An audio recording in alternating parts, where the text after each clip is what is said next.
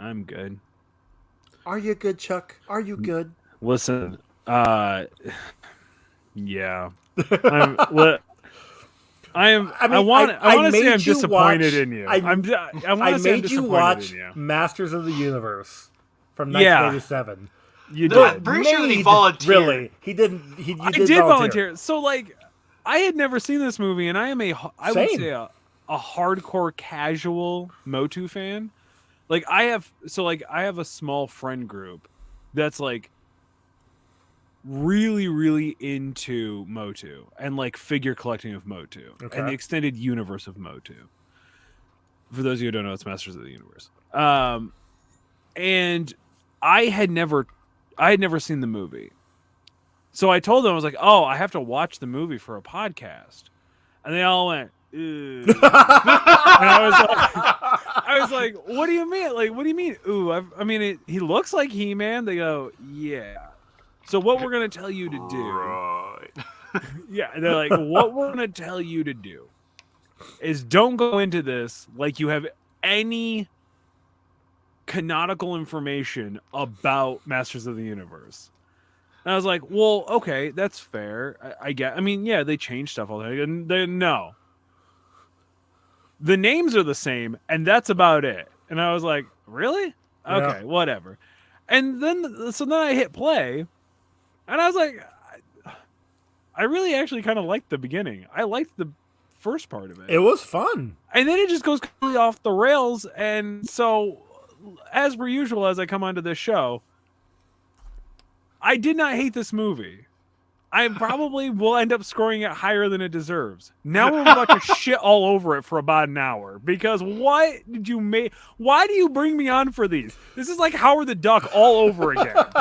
You volunteered.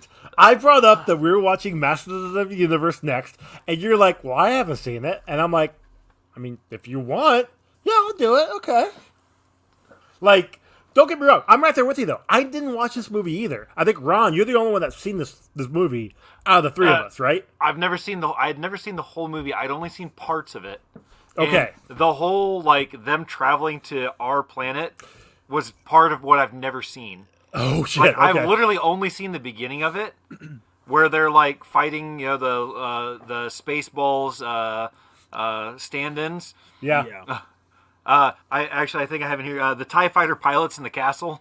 I actually kind of dug their like if you were gonna change something about Skeletor and the fact that he has like this like minion army, I actually kind of dug their suits for what they were. I actually enjoyed the aesthetic of this movie because I was really it felt disappointed more in mature Skeletor's face, though. compared to the cartoon. Which like here's the thing: the original like what was it 80s cartoon of like 83 He-Man Masters or of the something like that, Universe. It was too campy for me. It was like a little like for the age that I started watching it, I was like, this is not what I like. However, in like 2000, I want to say 6, somewhere around there, they released He-Man Power of Grayskull, I think was the cartoon. It was Yes. it was a more like teenage-esque instead of like a young kid version. And I loved that so much. That was like my true first introduction to Masters of the Universe. And then I've read the comics. Like I've kind of will go back and I'll pick up paper, just to get the extended universe of it. And I really liked it. And then Revelations came out. Dude, Revelations was so fucking good. I loved it. They got more coming. I know, and I'm very excited. Yeah. However, I do worry that Kevin Smith might also have Tim Burton syndrome and that he doesn't know how to direct women. There's that. Yeah, there's like one very specific thing with Revelations that I was furious about, but I loved everything else about it. Yeah. So, and also Henry Rollins as Triclops was like the greatest casting ever done in the history. It was fantastic. Like that dude stole the show, and he had Kevin Conroy in there. You know what I mean? Like, yeah. And when you have a stacked group and Kevin Conroy is doing Merman, like why he was barely in it, and you have anyway. Okay, This isn't about Revelations. That's a different. No, but that we might cover that on a later episode. At some point I'll come back for on that because I have so many choice words for that. I love that one. But no, this one, however, is not that. It is not. So it's one of the still- guys, I one of the had- guys, shout out to Big John, goes to brace me for this movie. Goes, he was the guy that told me like, don't go into it like you have no canonical information, and you might like it a lot more. I was like, okay, cool, that's great. He goes, Courtney Cox is in it. I was like, oh, cool. Who is she? Like Teela or something? And he just goes, nope, some jabroni from Earth. And I was like, what? You mean like Eternia? And he's like, nope. Earth. And I was like, oh no. And he's like, yup. And so that braced me a little bit for it. And then I went, wait, is Orko in it? Because I fucking hate Orko. And he goes, nope, but somebody worse is. And I was like, no, what? What, that Grimm's wall? Yeah, or Gwildor. Gwildor. There we Yes. go. Okay. Yeah. Dude, but hear me out. All right. As soon as Gwildor came on screen, I knew exactly who he was because he's the High Aldwin from Willow.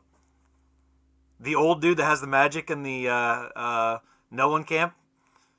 You guys have no idea what I'm talking about. No idea. Never seen So Willow. I barely know what you're talking about because I've only ever seen Willow once. I don't remember. And I think you're haven't right. seen it all the way So through.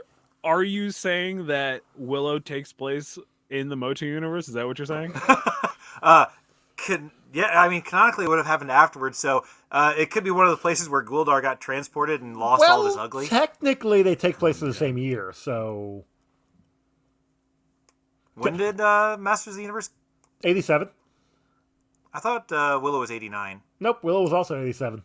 Like I said, we have a shit ton of 87s. That's why we haven't gotten to Willow yet.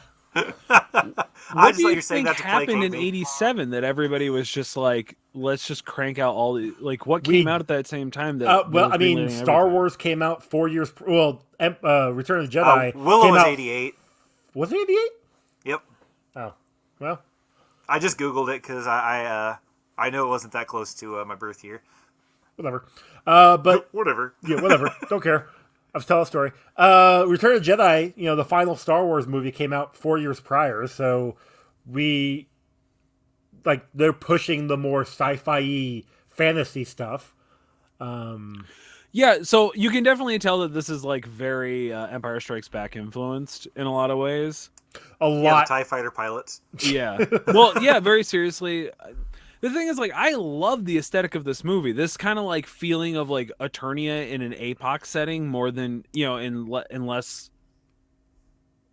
in less high fantasy-ish feeling. It felt more like a dystopian. If they had kept feel. in Eternia and not Yeah. come to Earth, Yeah, that was fine. and I'm very curious if you found anything in research wise. Yeah, I didn't Was research the this one. idea being that they had this movie written and they were like, we just need to slap some IP on it and then change some characters? Because that's what it felt like they did. So I watched this like a week ago, and I meant to do research, and then I didn't fair. because No, I'm I very had curious. a very busy week. Because So I we was- joined the Professional Casual Network and we got your that research. track. Yep, that track. Yeah, yep, that's what happens. You guys do just enough to not get yelled at. Yep. Yeah. Hey, look, I put out an episode every week. Uh-huh. Like I'm giving them content. As long okay? as Tim doesn't have to edit, he couldn't give two shits. Yeah, exactly.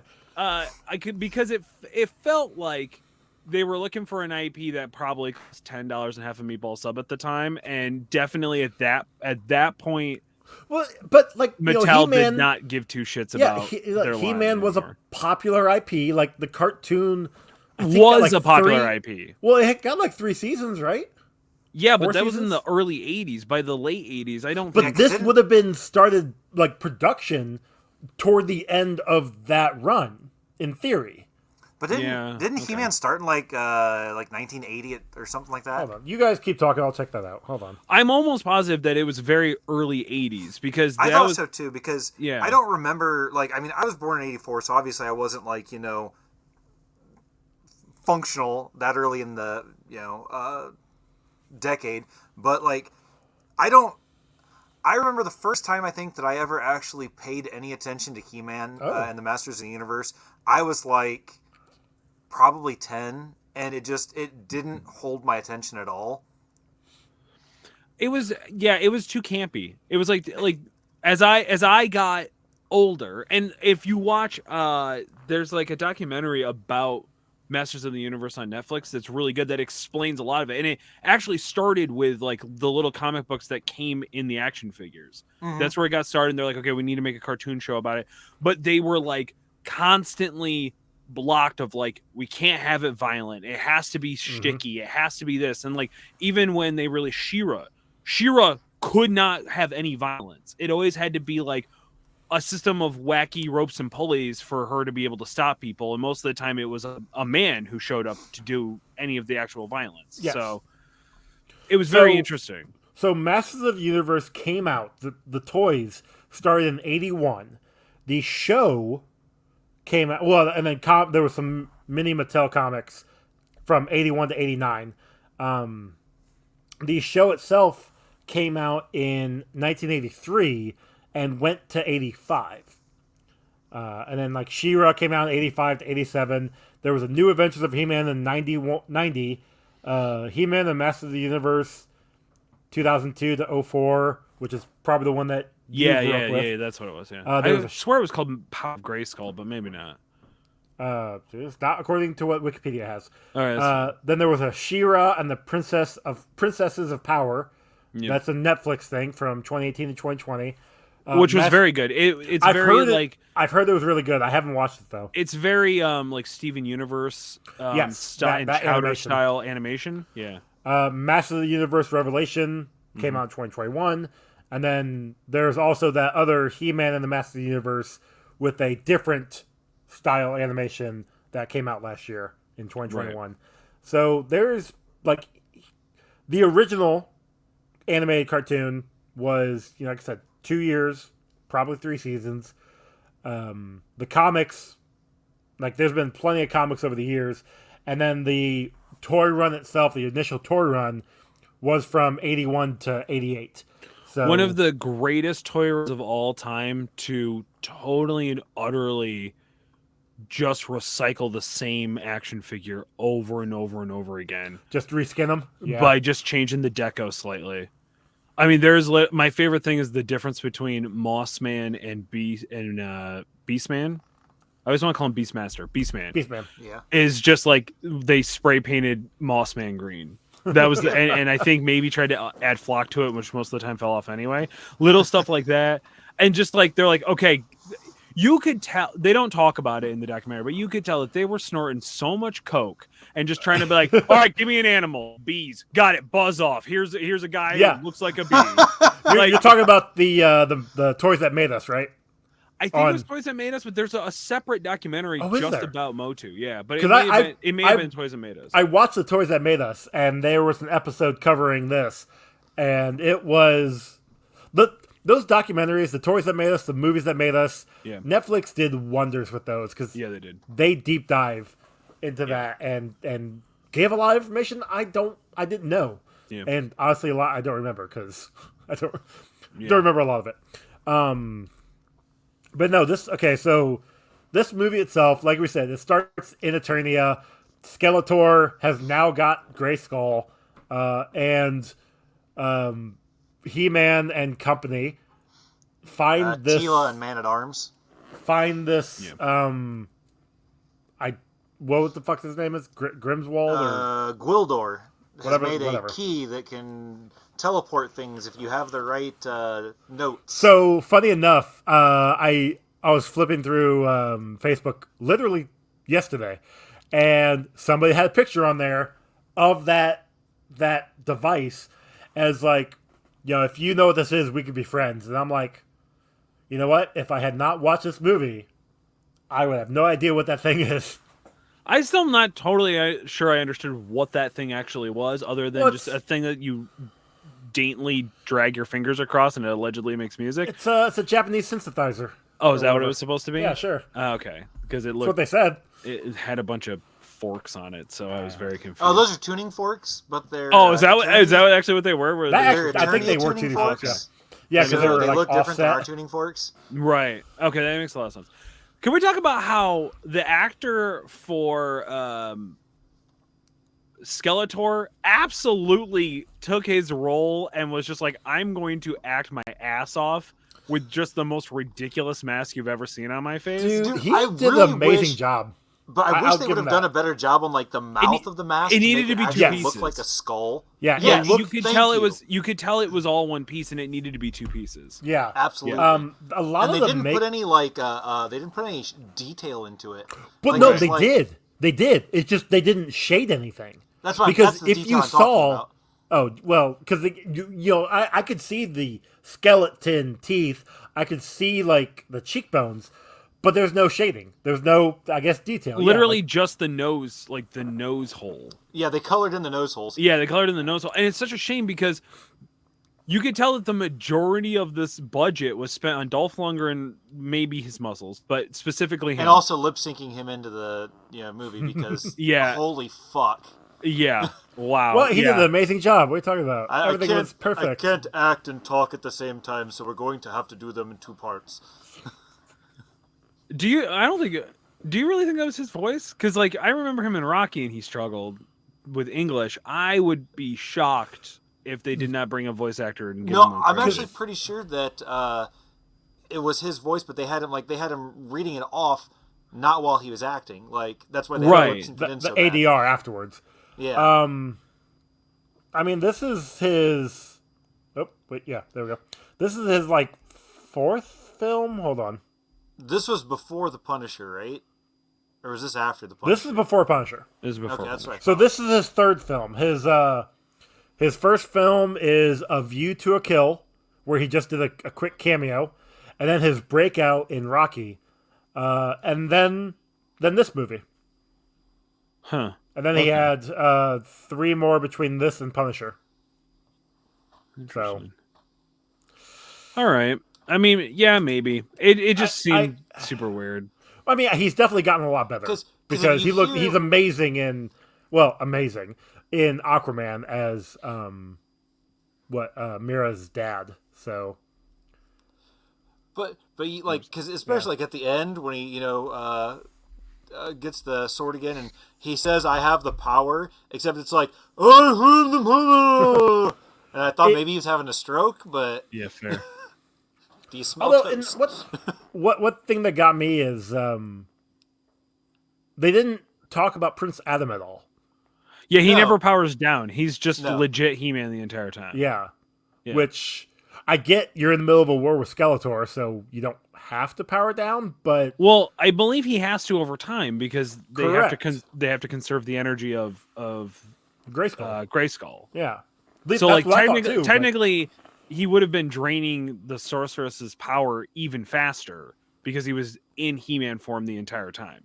yeah. Yeah, So like again, I was told to go into this pretending like I had no canonical knowledge of anything that had happened in the actual universe stuff. The costuming was fantastic though. Like for the 80s, like it really wasn't bad. Like Beastman looked dope. What was the white-haired one called? good. That one was not Blade. Karg? Kark. Yeah. Yeah. I don't actually know. Is Kark actually a character? I don't So that's the remember thing. Kark. I'm pretty sure Blade, Sarad, and Karg are not canonical characters. I think they were made specifically for the show. Blade. Yeah, I know Blade isn't. Blade is not an actual like. Or if Well, it they, probably they wasn't did, until it would after be the like movie and then they made- Swordsmith or something stupid like that, like Swordsman. It was something, something. Yeah. That'd make more sense. But Yeah. no, Beastman obviously is Motu. Right. Like, They did a that's- good job. Evil Lynn. Evil Lynn, Yeah. definitely. Yeah, which it took me a long time to get that was a Evelyn. yeah, it was an Evelyn joke, and I never realized it until I think it was Robot Chicken pointed it out to me one time. It took Robot Chicken all those years later. But I love Robot Chicken's like jokes on all of these old pop culture shit because Yeah. same thing. Like I wouldn't have known that. Yep. I do remember that episode you're talking about. Yeah. I did like that this got flagged for adult content. I'm assuming because of Dolph Lundgren and Tila's suit just being Oh, you mean- so far up her butt Yeah. that like you were just like, oh, okay, you might as well just not be wearing that bodysuit because it is. I mean, I would have been wedged. happy if she wasn't, but whatever, Yeah, that's fair. She was. I was very displeased that Evelyn wasn't hotter, but that's Dude, that's okay. no. Right here, Evelyn was not hot enough. Yeah, That was one of my notes I put I mean, on that's there. probably the most misogynist thing I will say about this, but because she's so smoking hot in Revelations, there's no reason for her to not. Like, True. I think Skeletor could pull better. That's my point here. Okay, like, I was just a little disappointed, but I get it. She's the bad version of Tila. She can't be as hot as Tila. It's I just don't know. disappointing. Tila was even that hot though. I didn't think. How dare you? I thought She she was was pretty damn fine hot. for an 80s For, model. okay, sure. For Who 80s is mom, not sure. sure how to actually point a gun anywhere. Look, all right, listen, this is She important. did holster okay? it well, though. Did you look her up nude? No. No. Okay, see, I did. Oh, And? that's a good call on your part. Yeah, It was better. I should just assume I need to do that as I go in. Well, I couldn't figure out where To I knew her these from. movies. No, God. Yeah, that's fair. And then I was like, well, maybe I've seen her naked. And it wasn't that. She was actually in The Last Boy Scout. She was Bruce Willis's wife in that movie. Oh, see, I've never seen The Last Boy Scout. What? Didn't even Oh. know. You know, I didn't watch a lot of the movies in the 90s. Shut up. That's in the early fair. 2000s. It's too late to watch it now because it's terrible. But you should really watch it. I'll let you borrow it sometime. I think I've got the DVD somewhere. I'm good. I'm sure it's on a streaming service somewhere. But yeah, okay. So let's talk about them coming to Earth, I guess, and how that makes total sense. Okay, so the police detective, the bald dude, Principal whatever from Back to the Future. yes, I Strickland. Principal forgot Strickland. how much I hate that dude, and like just his mannerisms and like his lack of eyebrows, and it just annoys the piss out of me. He kept because, like licking his lip, like smacking his lips or Yes. something. and I don't know if that's something like wrong with him as a person. I Like, if he's think got, it like, might some be kind of him. I twitch. think he's kind of like remembering better times. I guess I don't know, but like he as a everything I've ever seen him in, like he just bothers me. Funny enough, I've only ever seen him in Back to the Future. He was also in, I think, one of the Problem Child movies.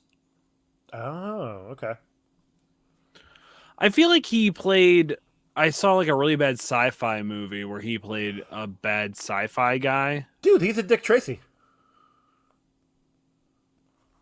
Yeah, Is he really? hold on. Let's see. Dick Tracy.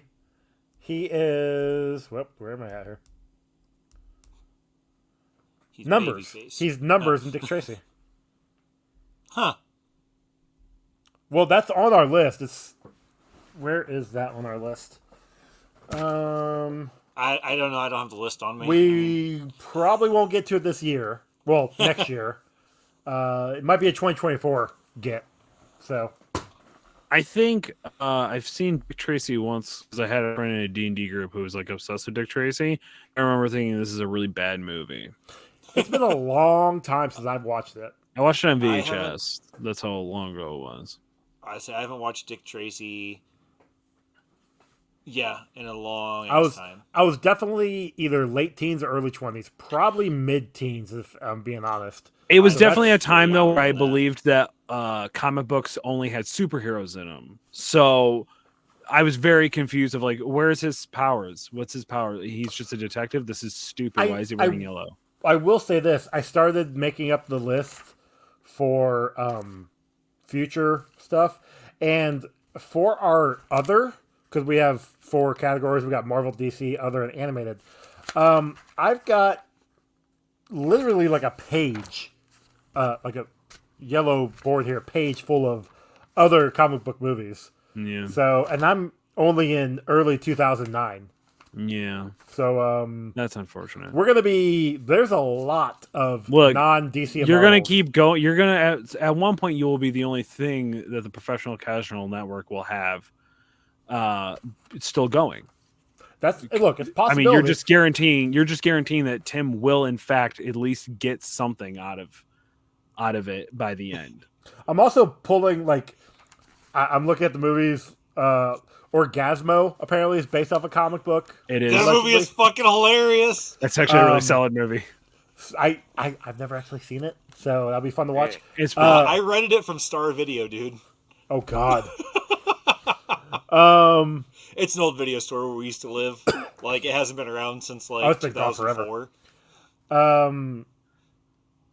The Monkey Bone is another one I haven't seen in forever. That's based Is off that a comic. the one with, Brandon Fraser. Brendan Fraser. Brendan Fraser? Shout out to Brendan Fraser. Heck, hello. Yeah, he deserves a lot better. Yes, he does. So yeah, like there's a bunch of. Yeah, can you movies tell that there. we didn't give two shits about this movie because we But can't stay on track? Here's the thing, though. Like, I still had fun with this movie. Like, there is a lot of problems with it, but I told Ron this. Like, I would watch this movie again. Now I will be doing other things while I'm watching this movie. Like, I put it on as background noise, but I still had fun with it. Like, it's not as bad as Right. I expected. I expected it to be trash because that's all I ever heard. Like, this was a terrible movie. I No, it was loved fun. it. I loved it up until they went to Earth. And then, like, introducing this horrible love story between Courtney Cox and fucking What's-His-Nuts just absolutely kills all the momentum of this movie. It did, because she needs to leave because she just can't be here anymore because her parents are dead. She killed her parents. She killed her parents. She says she killed her parents. She killed her parents. They're dead because of her, and she can't live with the guilt of that probably because she's wanted for murder of her parents. Did she? And we're just gonna nonchalantly play it off. Did she like ruin the plane? Like, no, the plane had problems and it crashed. Right? That's what happened. Like, I don't know, man. That's allegedly. I mean, that sounds like a good alibi, but I'm not believing it. Okay. But the real question is, why the fuck would she believe her mom was still alive?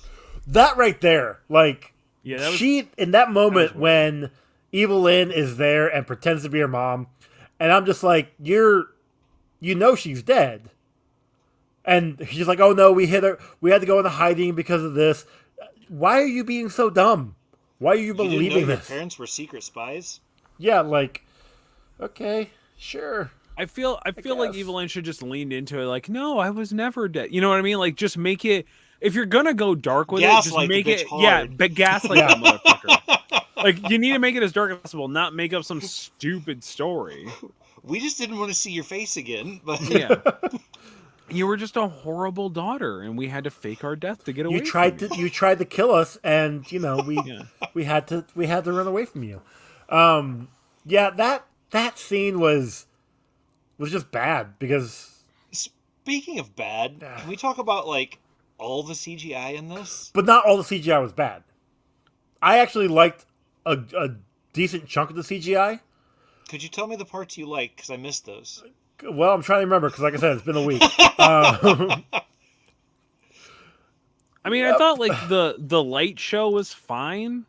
Like it all the CG I felt like 80s nostalgia. Like when I looked at it, I went, okay, this isn't good, but it was probably good for the time. But see, I don't even think it was good for the time. Because if you think about this was what, 10 years after Star Wars. After the first after Star A New Wars. Hope. Okay, I've never actually seen the original cuts of those with the not edit, like updated The original CGI. The original cut still had some really good CGI, but majority of it is practical. effect? Right. So like they didn't need a lot of CGI. Right. Okay. So like, because that's from what I under. That was. How about my this then? This came out how many years after Conan? Yeah. Okay. I'll That's a give good you question. How many years did? That. Well, how many? Okay. Yeah. Actually, I'm very. 5 years after Conan. And this came out in 87. Conan came out in 82. 88, 89, 90, 91, 92, 93, 94, 95. Which means there's only 8 years away from Spawn. Yeah. Okay. So I'm just saying, in that 8 years, they think that they did some real good like technological advancement. And I'm saying, looking back at it now, I preferred He-Man's CGI to Spawn CGI. That's fair. From That what I is remember, it's been a long time since I saw Spawn. So but what you're Same. saying is like we the Spawn regressed. Cape Continuum actually, I think, held up in this. I will definitely say 82? the ships flying. Yeah. Not so much. That CGI was just terrible. But I'm okay. That was with cut it. and paste. Like But that was literally it was still bad though. Like yeah. Oh, absolutely. I've seen I'm not better cut and disagreeing. paste. Star Wars did better cut and paste. Yeah, Yeah, but what if they just what if they literally just cut it out of a piece of paper and then taped a little piece of string and just pulled it across the You know what? screen? I That want to actually see might that have been better. movie. I want to see that movie. Actually, I believe there was a Futurama introduction that literally did that. Instead of being cartoon animated, they had like cardboard stuff and paper cut out and like the ship on a popsicle stick flying around the city. So, yeah, it looked fun. Okay, all right. I just, yeah, I don't know this movie. I don't know. Like, do we want to keep shitting on this movie, or want to talk about some good stuff about the movie? I mean, we can talk about good stuff, but what if you're good stuff though? I think that's the problem. Is like I say, like the first, I guess actually quarter, because also when they jumped to Earth, they went to look at the timestamp. It's like, oh my god, we're only a quarter of the way through. Yeah, it's like 20 minutes in or something. Yeah, they like it wasn't. This is the weird part. They expect you to know stuff from the Masters of the Universe, like mythology. Because they're just like, they make references to stuff. It's like, oh yeah, I know that. But if I didn't know that, like none of this would make any fucking sense. Yeah. Like they reference Sorceress and Grayskull, but they don't really explain the connection to them there or why Skeletor really wants to get in there. They don't explain anything of Skeletor other than he is the bad guy because he has the Sorceress trapped. Okay. You know what I mean? Like, they don't explain who Evelyn is. They don't explain who Beastman is and why he works for, and the reason why he works for Skeletor, other than he's just a minion guy. They don't explain He-Man at all. Correct. They don't explain why he exists, what he's supposed to do, other than he needs to stop Skeletor. That's the only thing we know.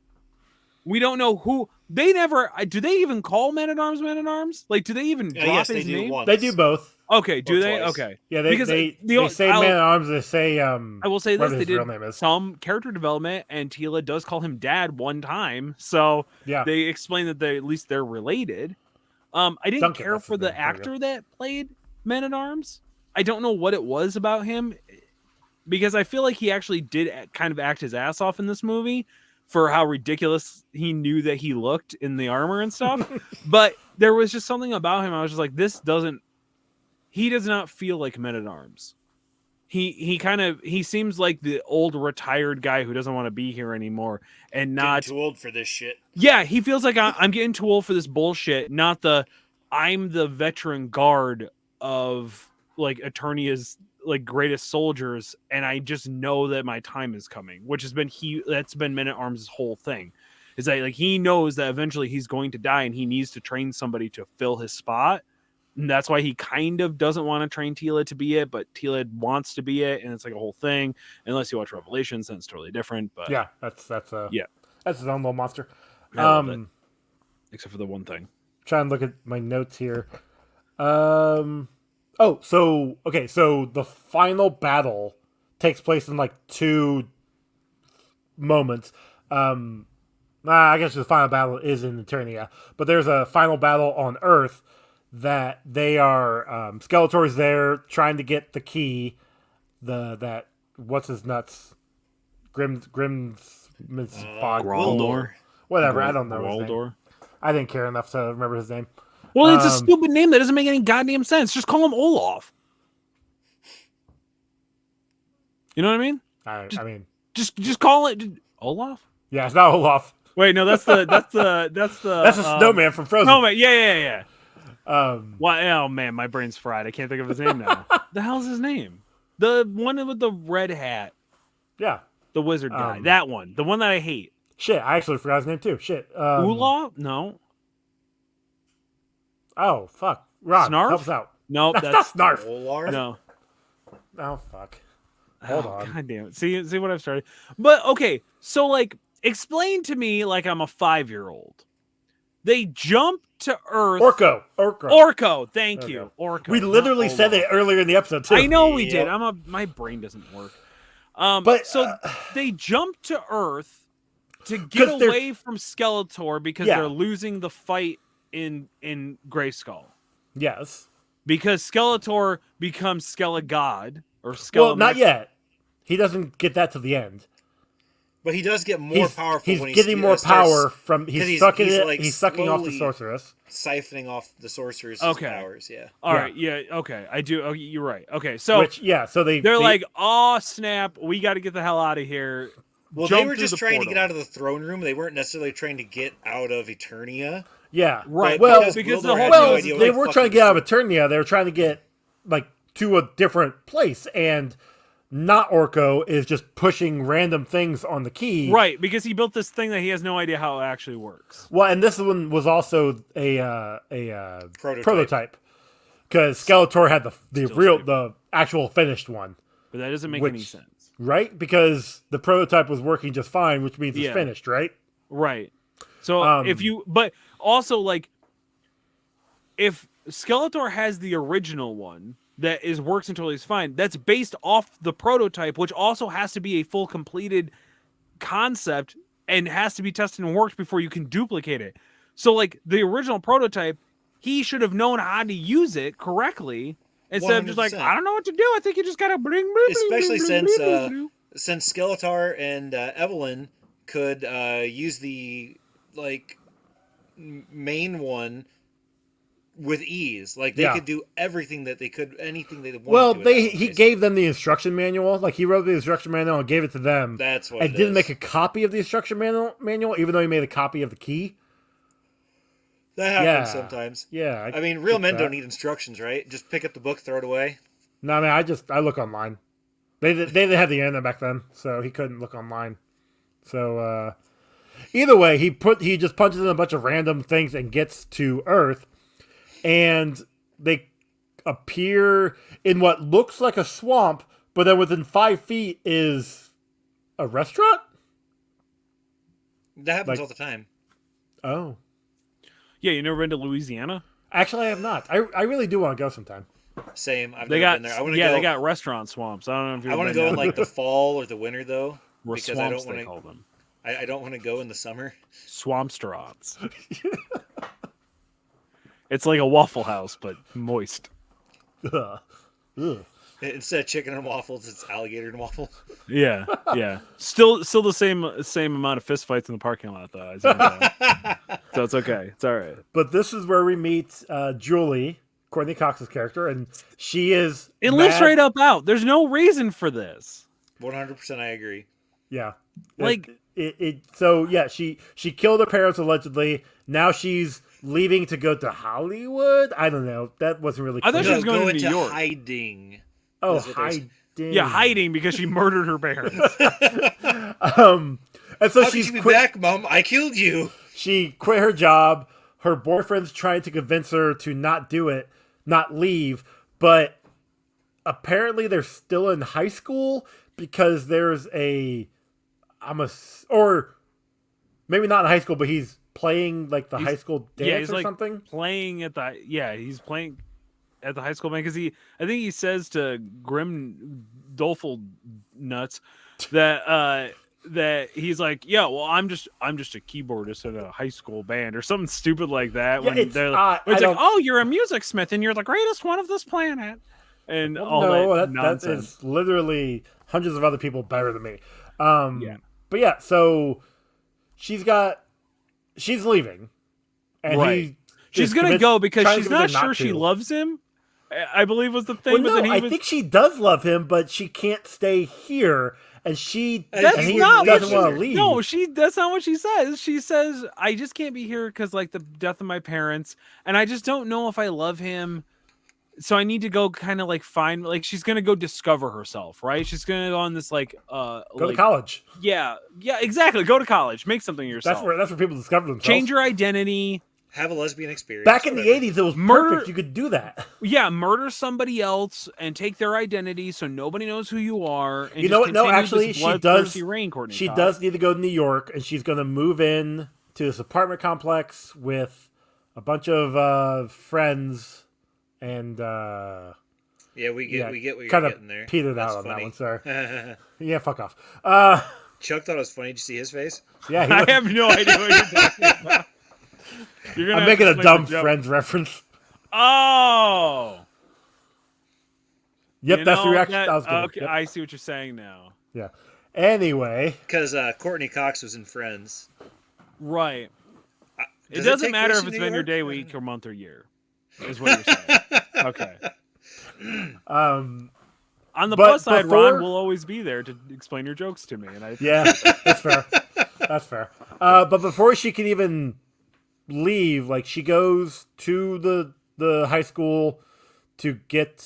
Oh no! Well, they go to visit her parents, say goodbye, and then they find the key, which he thinks Kevin, I believe his name was, thinks is a One of those Japanese. new Japanese synthesizers. Yeah. Which so it is. I mean, Well, so she is at the high school as he is doing sound check. He takes synthesizer over to the music store, and she stays at the high school, and then she gets attacked. because that was Right. the last place that it was played at, so the other key keyed on that key's signature. Did you get all that? Right. And shockingly enough, that actually did make sense. I was just like, oh, now we're going to use logic. Okay, that makes sense. That's but the then problem with after logic. that, Right, 'cause then then they it- just then it just follow completely the goes to residue shit. of the key's like signature. It's like, oh, the residuals from the key being used say it went this way, Yeah. Yeah. and then that poor dude's music store gets blown up, and Well, we also this Yeah, is it does. this is where He-Man pops up to save Julie from Evil Lynn and company, and then they become friends, I guess. Yep. I mean, I yeah, don't know, that's it what gets- happens. He was gonna fuck her, but then Tila gave him that look like shame on you, and he's like, I wasn't gonna do it. Sure. I mean, yes, but also, I think a lot of the time, from one murderer to another, they found respect for each other and became. That makes sense. I mean, honestly, it kind of does. Also, out of nowhere, is this the point where out of nowhere He-Man just pulls out a gat and just starts blasting dudes, even though he has a sword in his hand? Well, he's been doing that since the beginning. Like he would Oh, I just very realized beginning, he it at like this kills point? somebody with a sword, and then he takes a gun and starts shooting everybody. And He-Man with a gun just seems Felt very off. weird. You know what I Yeah. think it is? Go with me on this conspiracy. Okay, I'm That is listening. an actual sword. Like that is in a movie replica thing, and it apparently is heavy as hell. And I don't think Dolph Lundgren was actually strong enough to actually do sword combat with it. So they had to figure out a way because he's like, it's too heavy. I can't do it. Yeah, can't swing, can't kill all these guys. Give me one. There was a point in the final battle on Earth when they're all funneling into the building and they're being attacked, where he like turns around and the sword gets knocked off his back. and you see it fall. Yeah, you see it fall down, and then Yep. he rushes in. Like I thought that was hilarious. But yeah, so it basically becomes a chase scene of Evil Lynn chasing after the key, He-Man and company going after the key because Kevin had it, but then the cop gets it. And the cop takes it, and he has it for a minute, and yeah, takes it back to the music store, which then the battle happens. It gets blown up, and that's where Julie sees her dead mom and is a stupid kid. Yep. Then they do like an air chase scene thing with He-Man on one of the little like That was hoverboard things. not great. That was terrible. It was god awful. Like, yeah. Oh, They're how like, he check out. how he just awkwardly tries to stop and then falls off of it for no reason. Yeah, Uh-huh. yeah. Obviously, he had no idea what he was doing. Skeletor who never leaves his fucking throne, so he's got to be sitting down in every fucking scene. Even when yeah, he comes 'cause- through the portal, he's still sitting down. Yeah. Well, yeah, he's a god. king or Guys, something. I'm rich now. I don't have to do any work. So yeah, he gets back. They get back. He enslaves He-Man. He-Man. He says he'll, submit to slavery to Don't save hurt my friends. everybody. Yeah. And Skeletor just lets them go because they don't mean anything to him because they have no way of getting back to Eternia because he fried the key. So all right, cool. They can die by themselves on Earth. Doesn't matter. when he gets back to Eternia and he takes the power of Grayskull, I guess. I got written down here that God Skeletor looks like a Aztec wannabe, because he definitely looked very like Aztecian with his headdress. Does he have the sword at this point? No, the sword is shoved in. Well, yes, he does, but it's in like a conduit housing To or something. siphon the powers to him. Yeah. Okay. I apparently missed that part too. Because I do remember watching this thinking, wait, how does he actually get the power? Because like the whole point of the sword is that's what channels the power. Correct.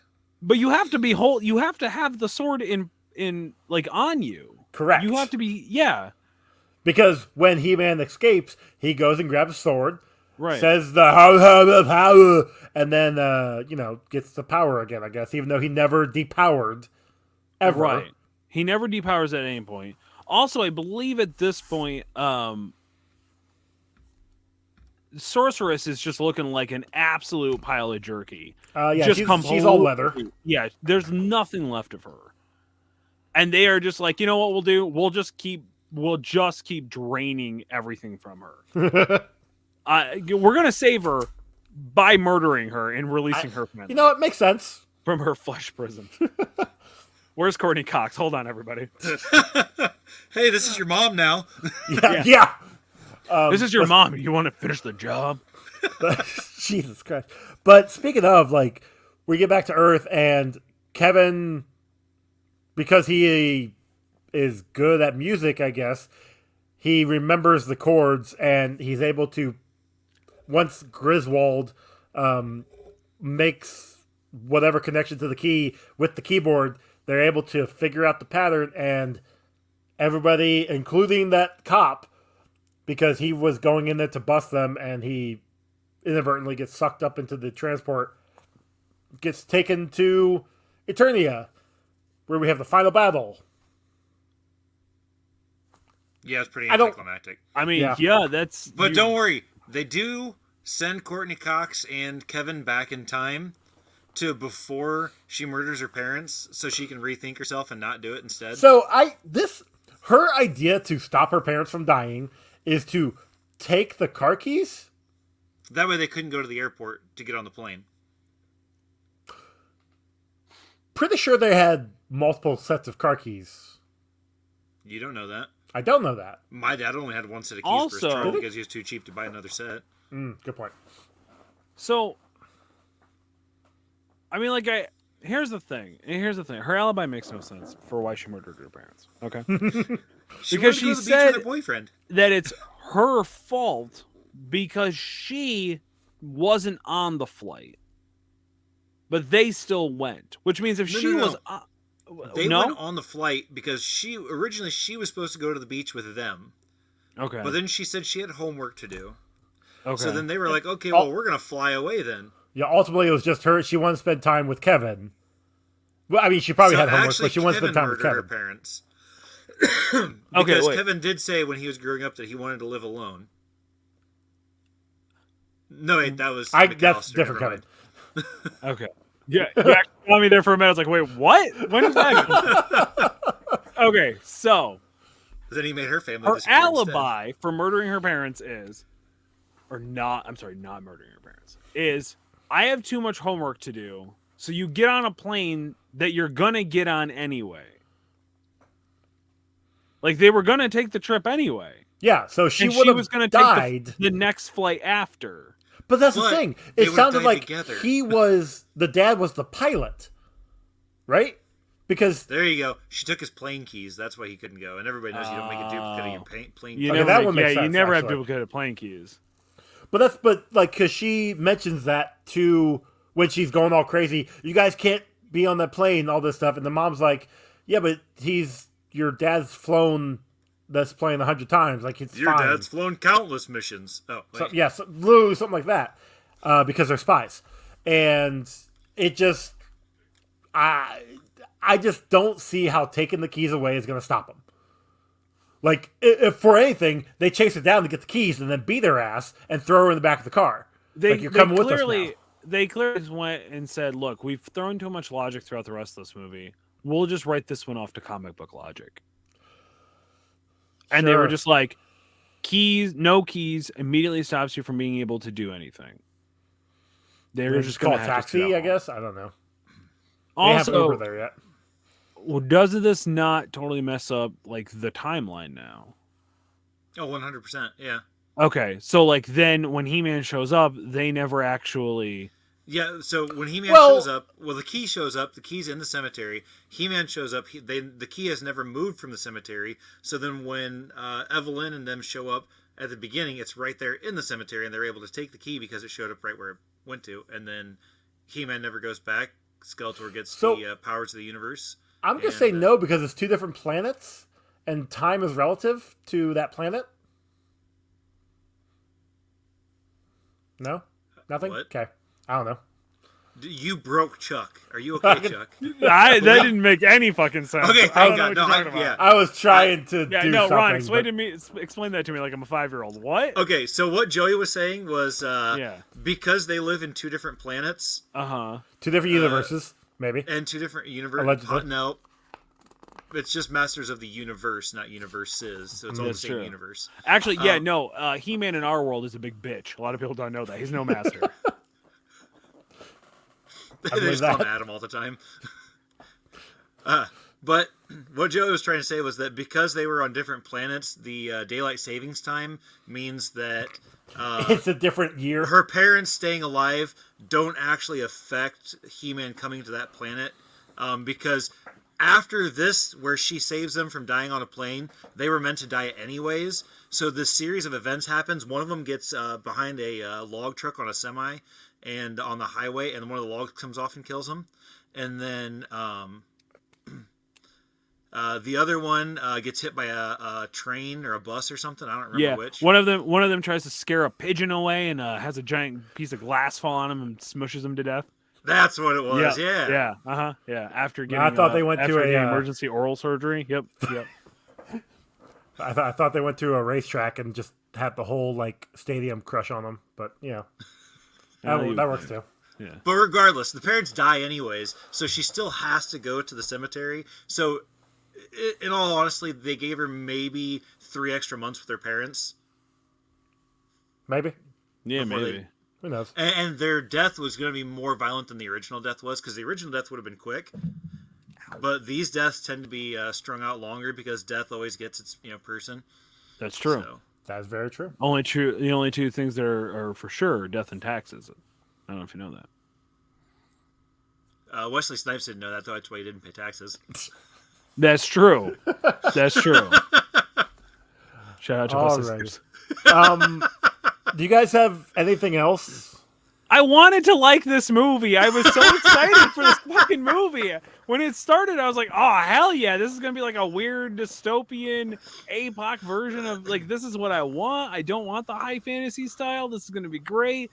And then they sent him to Earth and we had murder capital serial killer Courtney Cox out of nowhere. Yeah, and her simp boyfriend. And I'm just like, what is going on in this movie? Who the hell is that little tiny furry dude? Why can he soup up a car from the 50s? That didn't make any sense. I didn't understand what was happening there. Why all of a Must sudden have it found had out like in a the junkyard. jet engine in it, even though Yeah. it didn't really do anything Like- different. Well, not only that, but where the fuck did he get the parts? He's a master craftsman. Yeah, I guess. Look, I'm a master craftsman in Pathfinder, and that just means like I can pull a fucking dog's leg bone out and stick a fucking crystal to it that I found in a witch's ass and make a wand. Yeah, but That doesn't mean But that I that can take game a card. Pathfinder has rules. Apparently, in Masters of the Universe, there are no rules. So No, there's rules. They're just not great. They're not good rules. well, That's why we're here. you're not wrong. Okay, well, I think that's everything, unless you guys got more. We covered all of my notes. Oh, except for one thing. The opening sequence, like the credits, was too fucking bright. Why did they need all the light and Also, we're trying to pull, like, I felt like they were trying to do some John Williams Superman shit there, and it just didn't really work. yeah, I can agree with that. Okay, well, That being said, let's go into our bingo, I guess. We had fourth wall breaks. We had product placement, Lots of dead product placement. parents, unexplainable science, comic book logic, hero kills, and then I got really bored and I quit taking notes. That's so fair. That's fair. It took me. I won't lie. It took me 3 different times to get through it because I kept falling asleep. I kept playing on my phone. Yeah, and I was so and again, I was so disappointed. I was looking at I pictures thought of this Tila was. naked, I thought so. I thought I would really end up liking this. I Like I wanted said, I did wanted like to be it, just Joey if- for once. I wanted to be excited about the thing we were watching, and then I find out that you guys covered Men in Black, my like 6th favorite movie of all time, and I didn't get to come on to that one. I would have been great content. Instead, you got this. You got Murder Courtney Cox. Are you happy now? Is Yeah, this what actually. you wanted, Joey? Can we Yes. just call her Murder Cox? Murder Cox, Murder Cox, Murder Cox. All right. She'll never Well, not be Murder Cox. speaking of murdering, I counted 74 deaths in this one. Nice. 74 deaths. There were That's- 74 people in this movie. I wouldn't have A guessed lot of them that. were the grunts. Look at you. You don't even have a name tag. That still is. That's maybe our second highest. Yeah, it looks like about our second highest. Our Batman first had more highest. kills than that, didn't it? What did? Didn't Batman have more kills than that? No. Yeah, actually it did. So it's the third highest. Batman was 78. Conan the Barbarian with 82. That's our highest at the moment. All right, but unless you want to count Heavy Metal 2000, which killed a whole planet. But That. That's Whole one Planet kill. only We've been counts as over one. this. It's one kill. God damn it. Okay, we've already done the Spawn Cape Continuum. So I guess that just leaves our ratings. So, Chuck, Uh, go ahead and start with you, buddy. all right. What do you give this? Look, I love Motu. I love everything about Motu minus the original like conception cartoon show. I wanted to love this so much. I appreciate the accuracies that they got with it, and let me preface this also by saying I am a person who does not care if it is close to the material that it's drawing from. I like when they tell different stories from things that I like. Very rarely do I get mad that it's like, oh, this isn't like the thing I read, or this isn't the thing that I know and watch and stuff like that. I usually appreciate that they're telling a new story that I haven't seen yet. That being said, Murder to have a Cox story in order to Cox have a love good story story. just fucking killed me and like took me out of it. That and Dumbledore there just absolutely like. Why would you let that guy have so many lines with that annoying of a voice when Dolph Lundgren's right there? You know what I mean? Like you Again, could have just from had what him Ron do said, all the you annoying couldn't voice. you couldn't hear it. So they had to Fine. redo I all would of have it. I would have gladly taken that over. You know what I mean? Like also, real quick, they don't eat meat. They don't eat They don't animal eat chicken meat. apparently. Yeah. No, they don't eat animals, is what Tila had said. This is made out of an animal. Oh, Oh, my yeah. god. Oh And my her god, dad's this is like totally ruined. By the way, they would look like the driest, nastiest ribs I've ever seen in my entire life. Like they were Yeah. awful. And that fucking booger Groffleguil drinks all the sauce, just chugs it, and just ruins his beard. And it's just like, what is going on? The funny thing is he probably ended up like waterboarding himself in the process of like getting that mask on.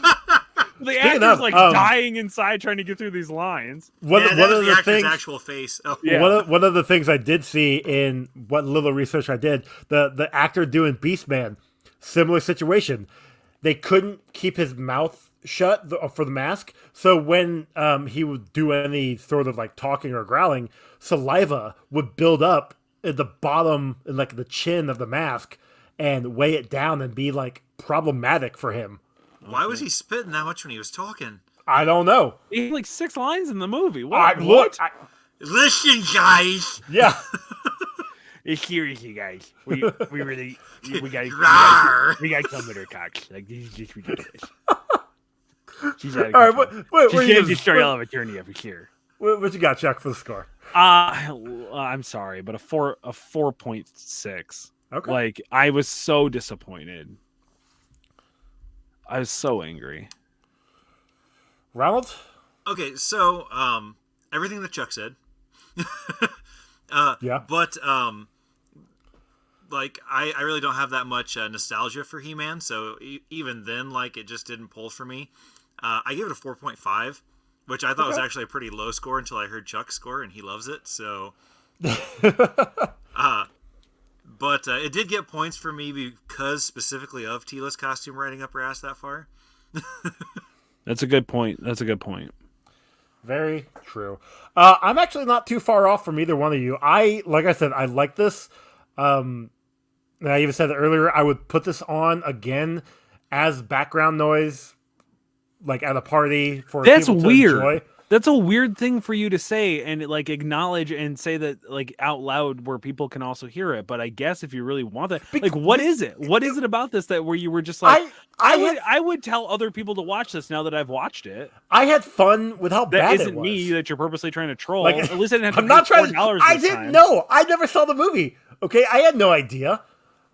But like now you're trolling people is my point. Now Andy, you're ruining their lives. Now you're going to make them have to sit through an hour and 45 minutes of not good stuff.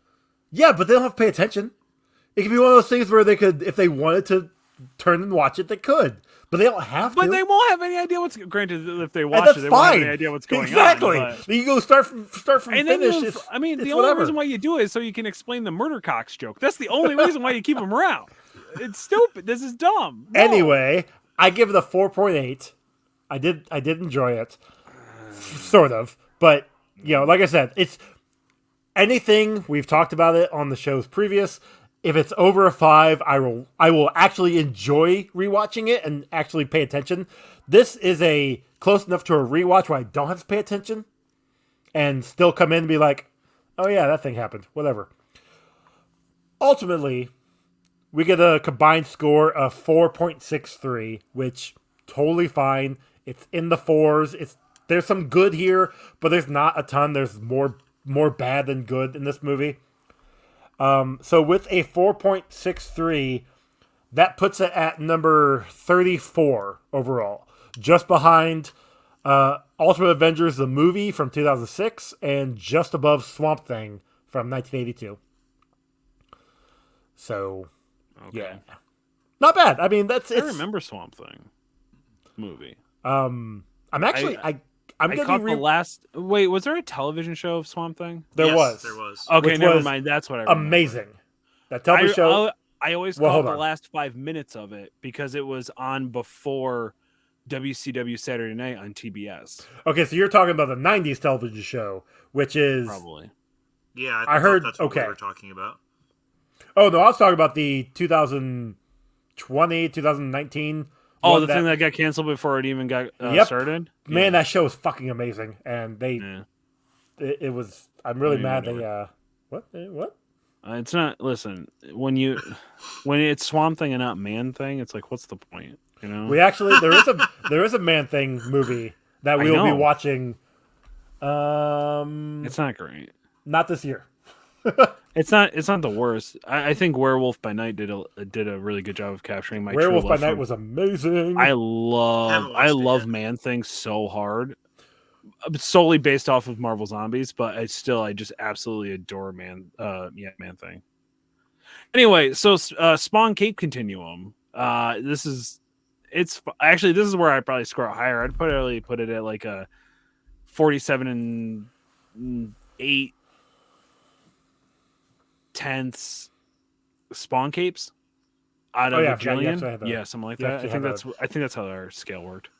I didn't know we had a full scale. I thought we just said yay or nay on that, but okay. No, there has to be a scale. I mean, what's the point? That's true. Yeah, otherwise it's just complete anarchy. Okay? Like, what are we even doing here, Joe? Have you met us? You've been on the show. You know that's what we do. You guys are probably one of the... You know what's scary? You guys are probably the more organized shows that I've been on, including my own. Oh, God. Like... Do you know I what mean- it's like? Do you know what Tim used to have to go through on a Thursday night when I was doing Wait, Did I Roll a Wild, a Marvel Crisis Protocol vlog every No. Thursday at 7 p.m. Eastern Standard Time over at twitch.tv/professional casual network? I would come downstairs after an entire group chat of going on about what we were going to cover, and I go, "Wait, what are we covering?" Like 3 minutes, 3 minutes before we'd roll, and I think everybody thought it was shtick, but it was never shtick. I just didn't keep up with the group chats, so it's like it's too much. That's fair. Too much conversation happening. Okay. You expect me to read? No, I don't. I'm illiterate. That is stupid. That's why I read comic books. Only for the pictures. Only for the pictures, exactly. And pornography. There's a few There of them. you go. Now For we're the really hitting pictures. the bases. Yeah, you do it for the pictures. So what are you guys bringing me on for next? What's the next thing I have to watch? Next thing you have to Batman watch, and Robin, I think. we got Batman and Robin would be for you. Yeah. We also What gotta- other dumb movies do we you want me to also come on? well and we review? also gotta get back together sometime in the future for Conan the Destroyer. Oh yeah, Conan the Destroyer. I heard That- that's at least a little better. yeah, I I've forgot never that was a seen movie. so. Apparently, from what I was told, because I brought up Conan the Barbarian, Conan the Conqueror. Conan Barbarian. What was it, Barbarian that we Yeah. watched? Conqueror What's was gonna be the third one that never came out, I believe. Okay, that's what I'm thinking of. Okay. That got turned into the Kroll, if I remember correctly. Yeah. And then there's Conan the Adventurer, which was the television show we The found out television existed. show, yes. Yes. Yeah. But the guy that I mentioned it to went, "Oh, Conan the Destroyer is really good. I really like that." And I was like, "Oh, okay." I don't know if I believe anything he actually says, but I'll allow it. You know, it's fine. So. I mean, if you want, you can come back on for Toxic Avenger in the future. Oh, Toxic Avenger! Oh, Hell yes! yes! okay. Yeah, I we'll am be a getting to huge- that soon. I am a huge okay. Are you a I huge did not- Tromaville?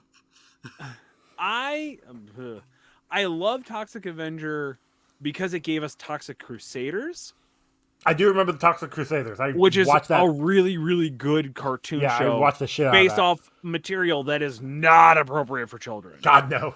No, but it also taught a lot of sustainability, which I really love, and the destruction of capitalist America, which I also thoroughly enjoyed. So Always great. I will, and I have watched Toxic Avenger, but I watched it as an adult. Like I think I watched it during the pandemic because I was like, oh yeah, Okay. this is that movie that everybody loves and raves about, and like I can't wait to watch it. It's probably awesome and revolutionary, and no, it's not. I It have is not none seen of this those movie. I'm pretty sure I watched this movie as a very young teen, and that's the last time I saw it. It is extremely offensive. appropriate Is the for only Yeah, word I can think I of. definitely should not have watched it as a I watched 13, it- 14-year-old. I watched it with my dad. I was probably, I might have been 12 or 13, somewhere around there. And he's just like, well, that was a garbage movie, but at least we got to see some tits. That sounds like your dad. Yeah. I yeah. mean, and there are. You know what I mean? Like Yes. that is one of the redeeming qualities. Everything else about it is extremely offensive. As I was told, offensive but in a charming way. And then I watched it, I was like, it is not. That is charming. not the correct word. But okay. Yeah, so the next one that you would be on, Chuck, would definitely be Batman and Robin. I'm coming in for Batman and However, Robin, for our sure. next film we're doing is going to be Ultimate Avengers 2 the from cartoon? 2006. Yes. Oh yeah, that's sitting around here somewhere. Yeah, I just literally just gave it to you today. So, Yep. I We'll know have to- exactly where it's at. It's in my basement. yep. Okay. But yeah, Location so is important. Chuck, go ahead and let everybody know where they can find you. And Oh, man. thanks for coming on. Yeah, thanks for making me watch this thing. I guess I'm excited for Batman and Robin. I have watched it recently. I actually do like it a lot. So it'll be interesting to watch it one more time in the eyes of I'm probably gonna have to shit on it, which will be good. I But you appreciate can. your support. I think Yeah. that one is going to be like there's plenty of material in that one to be shat on. So Yeah, but I don't know, but there's a part of me that wants to watch it and be like, okay, there's actually some stuff I can defend here, and maybe I'll go on the defensive. And You no, know who probably can not. Go on the D? It's listen, Uma wouldn't Thurman. be the first time. It won't be the last, sir. All right, understand that. You can find me on Instagram, TikTok, You can find me on this show, and I might be popping up in other places. On the internet, I am Kicked Out of the Hood, no E in kicked, so CIKD out of the hood. It's also where KICKD. what did I say? CIK. Oh, KICKD. Listen, my brain is absolutely just garbage. I haven't had a day off in a month and a half. It's gonna be great when we do Chitty Chats after this. Oh man, do I have some shit? But yeah, Okay. if you wanna go watch me make TikToks where I thoroughly insult the Batman TikTok fandom, that's where you can find me. I'll be over there. Ronald? Love it. I'm good at this game. TikTok, Instagram, Twitter, some other places if you're a little bit more risky. Hey. Hey. Just type it in, you'll find it somewhere, I'm Okay. sure. You guys can find this show on Twitter at Comic Rundown, on Instagram at Comic Book Rundown. Email us, comicbookrundown@gmail.com. Rate and review us on your podcasting app of choice, or send us a DM or email. If you do, we'll read it on an upcoming episode, usually a Chitty Chats. Our song was done by Cam Malidor. Malidor? Is that his last name? Dr. Cam. Dr. Cam, Dr. Dr. Cam. Cam. Sorry. I apologize. Dr. Cam Malidor. Yeah. who used to be on Wreck My Podcast and also used to be part of the Sex Turtles. Yep, but then he got a doctorate, so he became... Well, and Yes, He's going back for another one. understand of the podcasting networks, you show wise, you are so far still the longest running. Out of the three of us? Yes. Yeah, Which Wreck My Podcast and us started roughly about the same time. I think they started shortly before us. right, And we're still going. exactly. And I put out 3 fucking shows a week, and they could barely put out one every other week. Yeah, Yeah, but and you then also you know, have and you media haven't brought deal your with- wife on once, okay? Like you're. Yeah, I Emily's brought her been on like the show. 3 times. I didn't listen to those episodes, and that was good because you probably told me ahead of time, and I was like, oh, I'm not going to listen to somebody's wife, but he would always sneak it in, and then I was like, oh, great, it's a Madison episode. She's a delight. She is a delight. Yeah, you thought I was going to be mean about it? No. I didn't say you were. Plus, the Oh, episodes, that was her joke. I had Tim Emily Corny on when were... he inevitably listens to this episode. Good point. Also, you can find... We've got merch over at Redbubble and TeePublic. And we are part of the Professional Casual Network, which Chuck cannot get away from. So... You sons of bitches. Because that's the thing. He knew that I would still do this show, Well, but I won't the do any important other thing shows. is, Chuck, is we're actually using you as a gimmick to get more of the people that listen to the Elite Eight Showdown to listen to us. That's Yes. fine. You want to sprinkle Because your we're Chuck like, you dust need a little everywhere. bit of, I get you it. need a little bit of hunka chunk and Chuck. Exactly. You know, we got it for you. Yeah, exactly. Oh, They're yeah. very upset that Elite Eight Showdown's not coming back. Like, They are. But they get you here. Like, you've been on this show 3 times since we I've been on joined- this show officially more the- times than my own show. Yeah, since we Yeah, joined the since Professional it's Casual. left. You've been on the There- show like 3 times. And I we've wa- already planned 3 more. Plus, Right. Toxic Avenger has like 4 movies. So, Listen, I'll come in for anything you need as long as it's on a Sunday at like 7:00.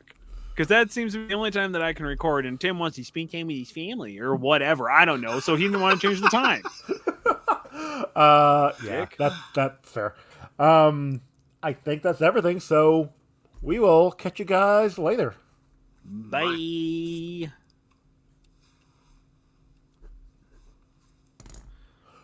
So let's go ahead and go right into the Chitty Chats because we're not gonna, change things.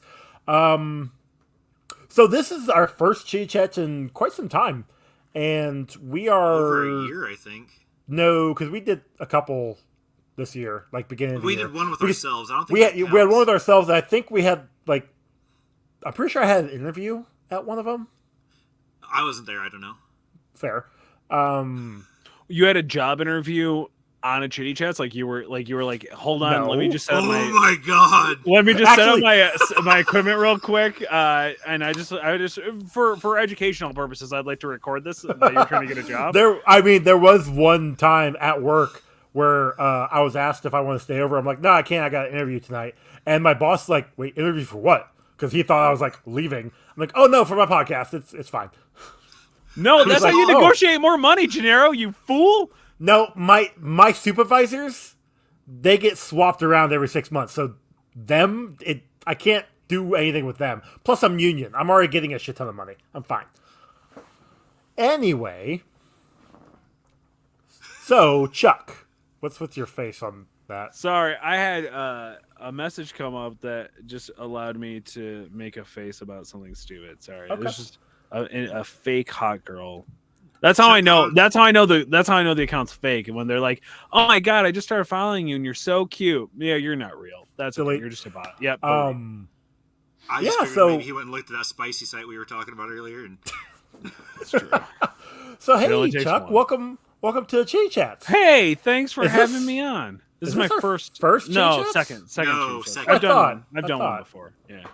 Yeah, I'm pretty sure that Chuck was one of our OG Chitty Chats. No. He was within the first 5 of them, I'm pretty sure. I don't think he was. Look, this has been like years ago. I don't Let's remember these see. things. I was dating Kelsey at the time, so this would have been summer of 2001. 21. Yeah. So yeah, Yeah. he would have been one of the first Chitty Chats we did. We 'Cause we started started- him during quarantine, Yeah, in 2020. 2021. No, quarantine was 2020. Yeah, quarantine was Was it? 2020. Yeah. yeah. Oh, fuck. I don't look, dude. You don't understand. I don't have a concept of time. That's why I say everything was the other day. Yeah, that's true. That's fair. For me, everything either happened in 1994 or 2002. Yeah, the 90s were 10 years ago, right? Yes. Yeah. If you Um, if you use your 2 universe logic from He-Man Masters of the Universe, True. It That's makes how that sense, works. okay? Sort of, it did somehow. not. Actually, no, it didn't. You shut my brain completely off, and Ron had to remind me that we were still I recording. literally saw Chuck reboot on screen. It was bad. I was like, fucking, I'm done. I'm tapped out. I had to snap. work today. My brain is just fried. I don't know what's going on. What is Yeah, it? that's fair. So you had this thing you wanted to talk about with Oh, Batman. yeah. So I'm I interested to hear. upset. Okay. I started it as a joke. And then I was like, actually, this isn't all that big of a joke. This is actually kind of true. And then I found the sound that I was looking for on TikTok for it. And I was like, oh, perfect. I'm going to make this TikTok. And I'm going to hashtag Batman in it. So the sound is, and Ron, you probably know this one. It's the lady, and she goes, "Now say it after me. All cops are bastards." Yes. Okay, and then she goes, "All cops are bastards," and the idea is like progressively the person who has to repeat it doesn't want to say it. Right? Yeah, because the cops that they're showing are right like, are like characters that are beloved characters. yeah. So I made one based off the animated, which I get, not great timing. No. Not great timing. I Okay. disagree. I disagree. This is actually perfectly great timing for that. I agree. Traction wise, it was great. A lot of the comments were, "This is in bad taste," and I said, "Fuck you." So now, granted, I started with Batman, so I went, "All cops are bastards. All cops are bastards" to Batman. Then I went to Bullock. "All cops are bastards. All cops are bastards." Okay. Then I went to Gordon.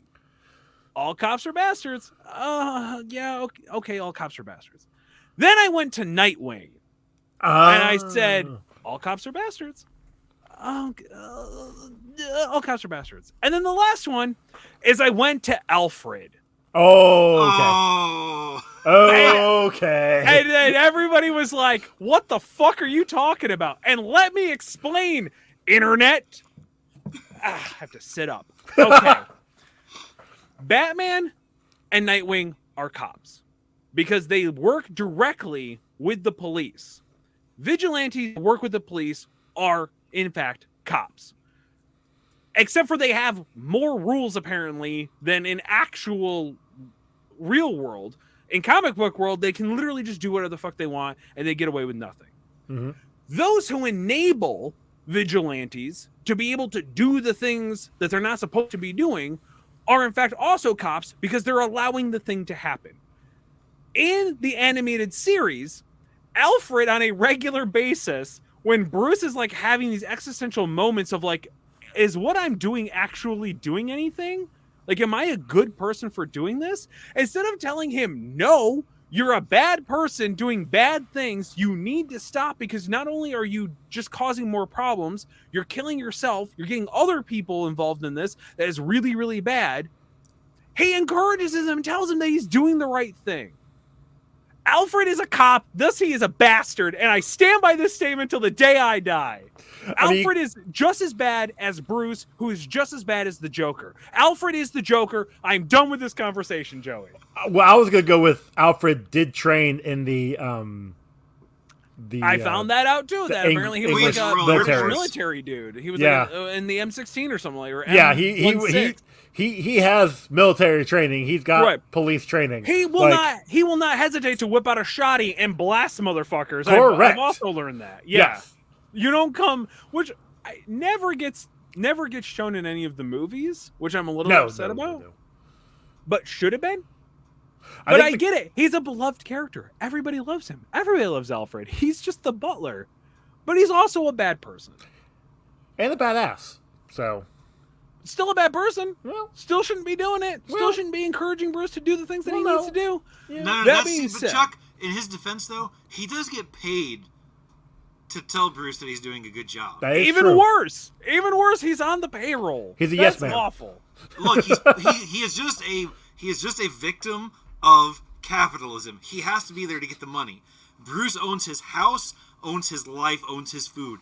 If he didn't have Bruce's money, if he didn't live with Bruce, he wouldn't have anything.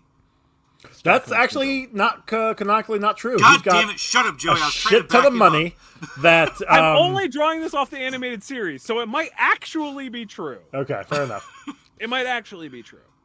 Oh, yeah. I will say that I have been watching. So I've been watching Batman the animated series from the '90s with Kevin Conroy, Rest his and soul. then I started watching. So I'll finish it what I assume is like a reasonable amount of seasons, so like 20-ish episodes, because there's like a ton in. Are each you season. watching it on HBO Max by chance? Yeah, it's on HBO Max. Then yeah, whatever because they have it broken up by seasons. Yeah, but it's like 3 seasons, but there's still like 30 or 40 episodes in Something like that. that. Like And the I'm kind of first- yeah. breaking it up like into 20 more Okay. or so. But I'll watch like a block of it, and then I'll jump to WB's The Batman. I love that series. Wow, that series is so much better. Like I love the animated series because it is really, really close to the comics, and it is what I grew up on. And I realized I had never really seen all of the original animated series. It was weird. I always seemed to just catch the same episodes over and over and over again. So Yeah. there was a lot of episodes that I never saw. Like I didn't even know that Man Bat was in the first episode. Yeah. Like that's the pilot episode, Mhm. which is like super weird. But The Batman is phenomenal.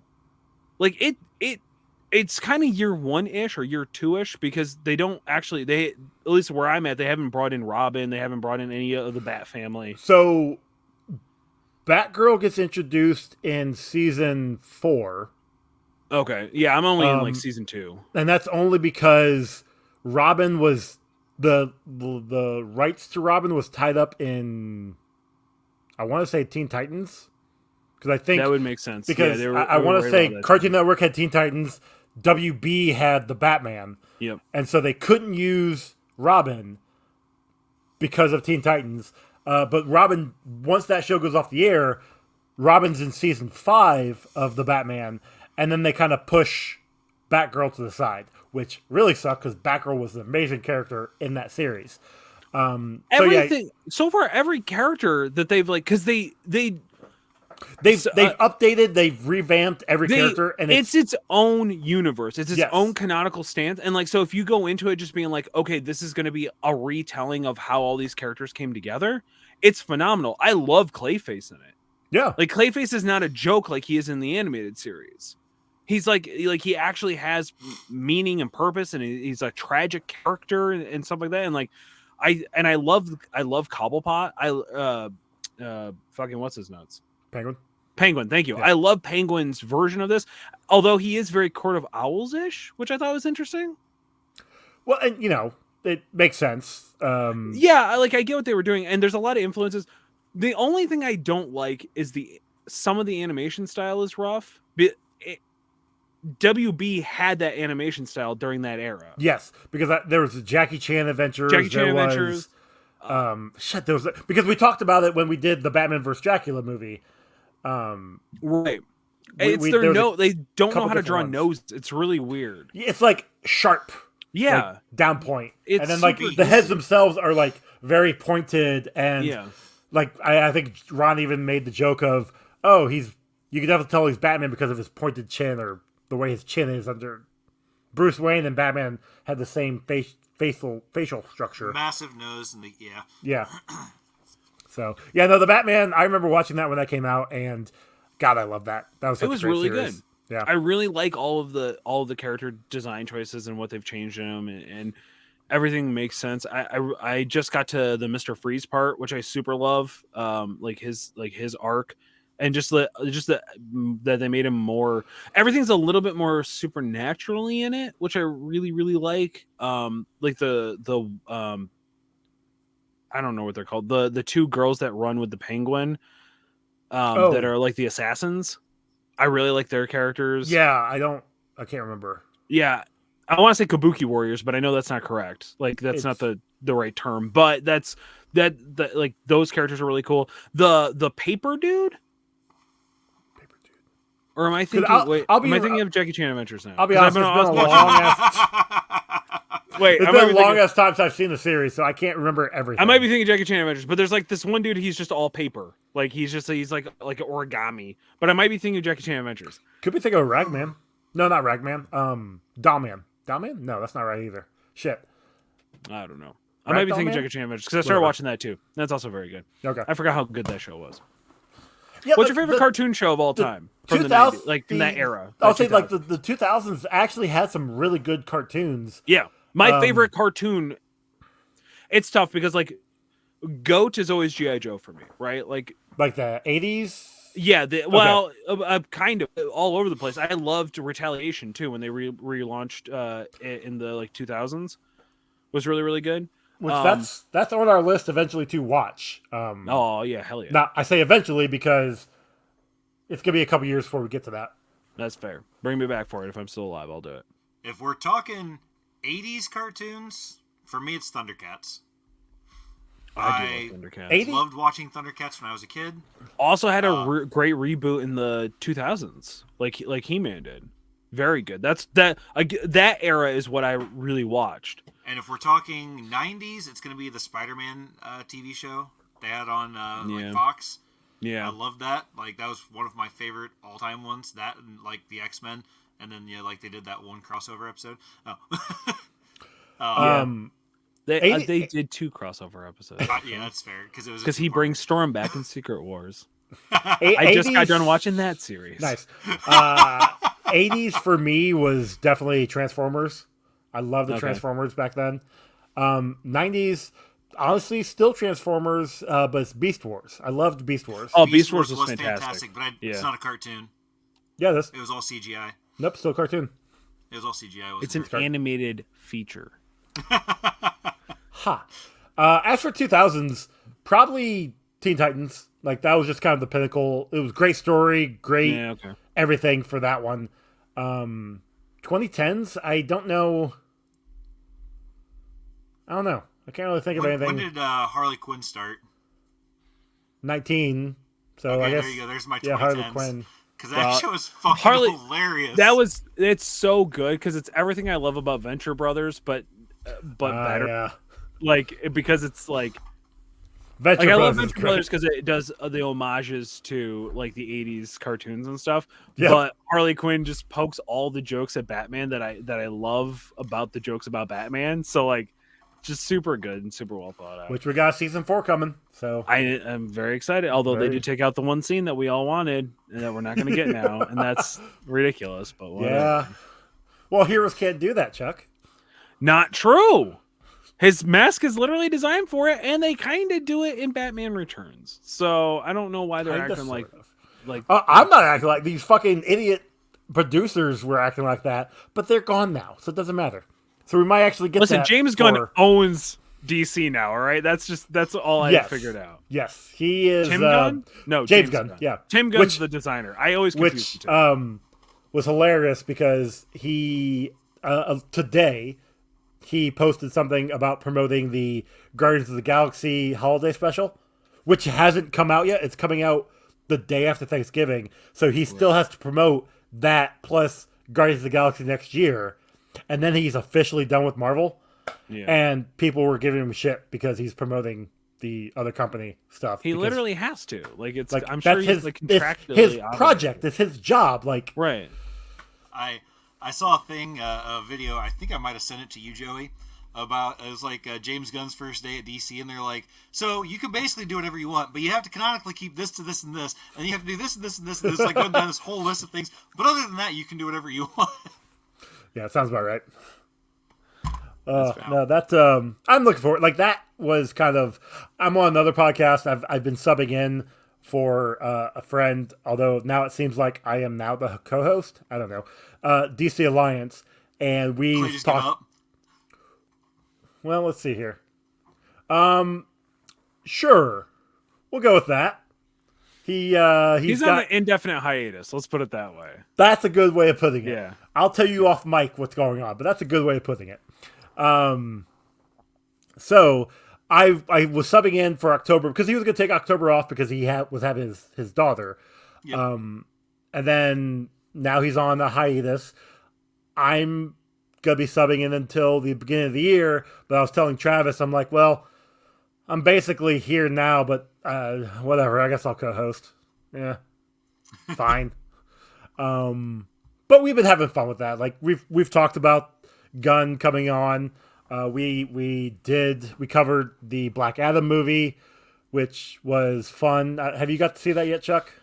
I haven't seen I know you it haven't. yet. Ron. I'm probably just gonna wait for it to be on HBO Max. Honestly, like That's fair. I know they're not gonna charge me extra for it, right? So like I have no reason to go to the theater to see it, Correct. and I don't have time to go to a matinee, and I'm not paying full price for a rock action movie, and that's what I've been told it is. Is like it's a rock action movie. You have a big enough TV, just watch it at home in the comfort of your own bed. I had to see it because again, talking about it on a podcast. Right, and that's But I would have saw it in understandable. theaters at least once anyway. Right. So But Joey sees every movie in theaters at least once. I try Comic to. book movies. yeah. Which is You fine. missed Which any? like I think the argument can be made that like you will enjoy a comic book movie 1,000 times more if you see it in theaters because you have the theater experience. They're designed No, to be in I theaters. agree with that. Like I think I've only missed like 2 Marvel movies in theaters. And that was Captain Marvel, which I apparently didn't really miss anything. I thought you from. did go see You Captain didn't. Marvel. No, I was supposed to go see it with Charity, and we went and seen something else.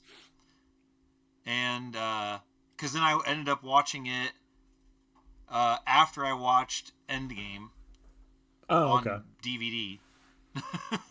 I completely forgot that Captain Marvel was a movie until I was in Endgame, and I went, "Who the fuck is that? Oh shit, that's Captain Marvel." I never saw that movie, and I was like really confused what was happening and why she like showed up and then fucked off for a bunch and then like came back last minute. Well, yeah, because she was too powerful. Right, because Yep. that's what you do is you send away the most powerful. You know what I mean? Like, She has a whole universe to watch, guys. She can't just deal with just Earth, okay? So Makes sense. right. I mean, like it's gonna affect literally the entire multiverse, but that's fine. I will say this: Thor: Love and Thunder was the first movie I only watched once out of the MCU. I wanted more out of it. Yeah, I really wanted. I really wanted. It was I one went of to those watch it in series. theaters, and I was disappointed. It was one of those movies where like I was excited for it because I like Taika Waititi, but then it seemed too Taika Waititi, and that's Well, not okay, a bad thing. The but- reasoning for it that I was told was because it was supposed to be from Korg's point of view, which is why it's dumb. But I did doesn't not make get that sense. feeling that was from Cork's point of view. Yeah, They needed to explain that more then. I agree with that. That's because I was like, because I told him I was like, it was just too dumb. Like there's too much dumb happening in that movie.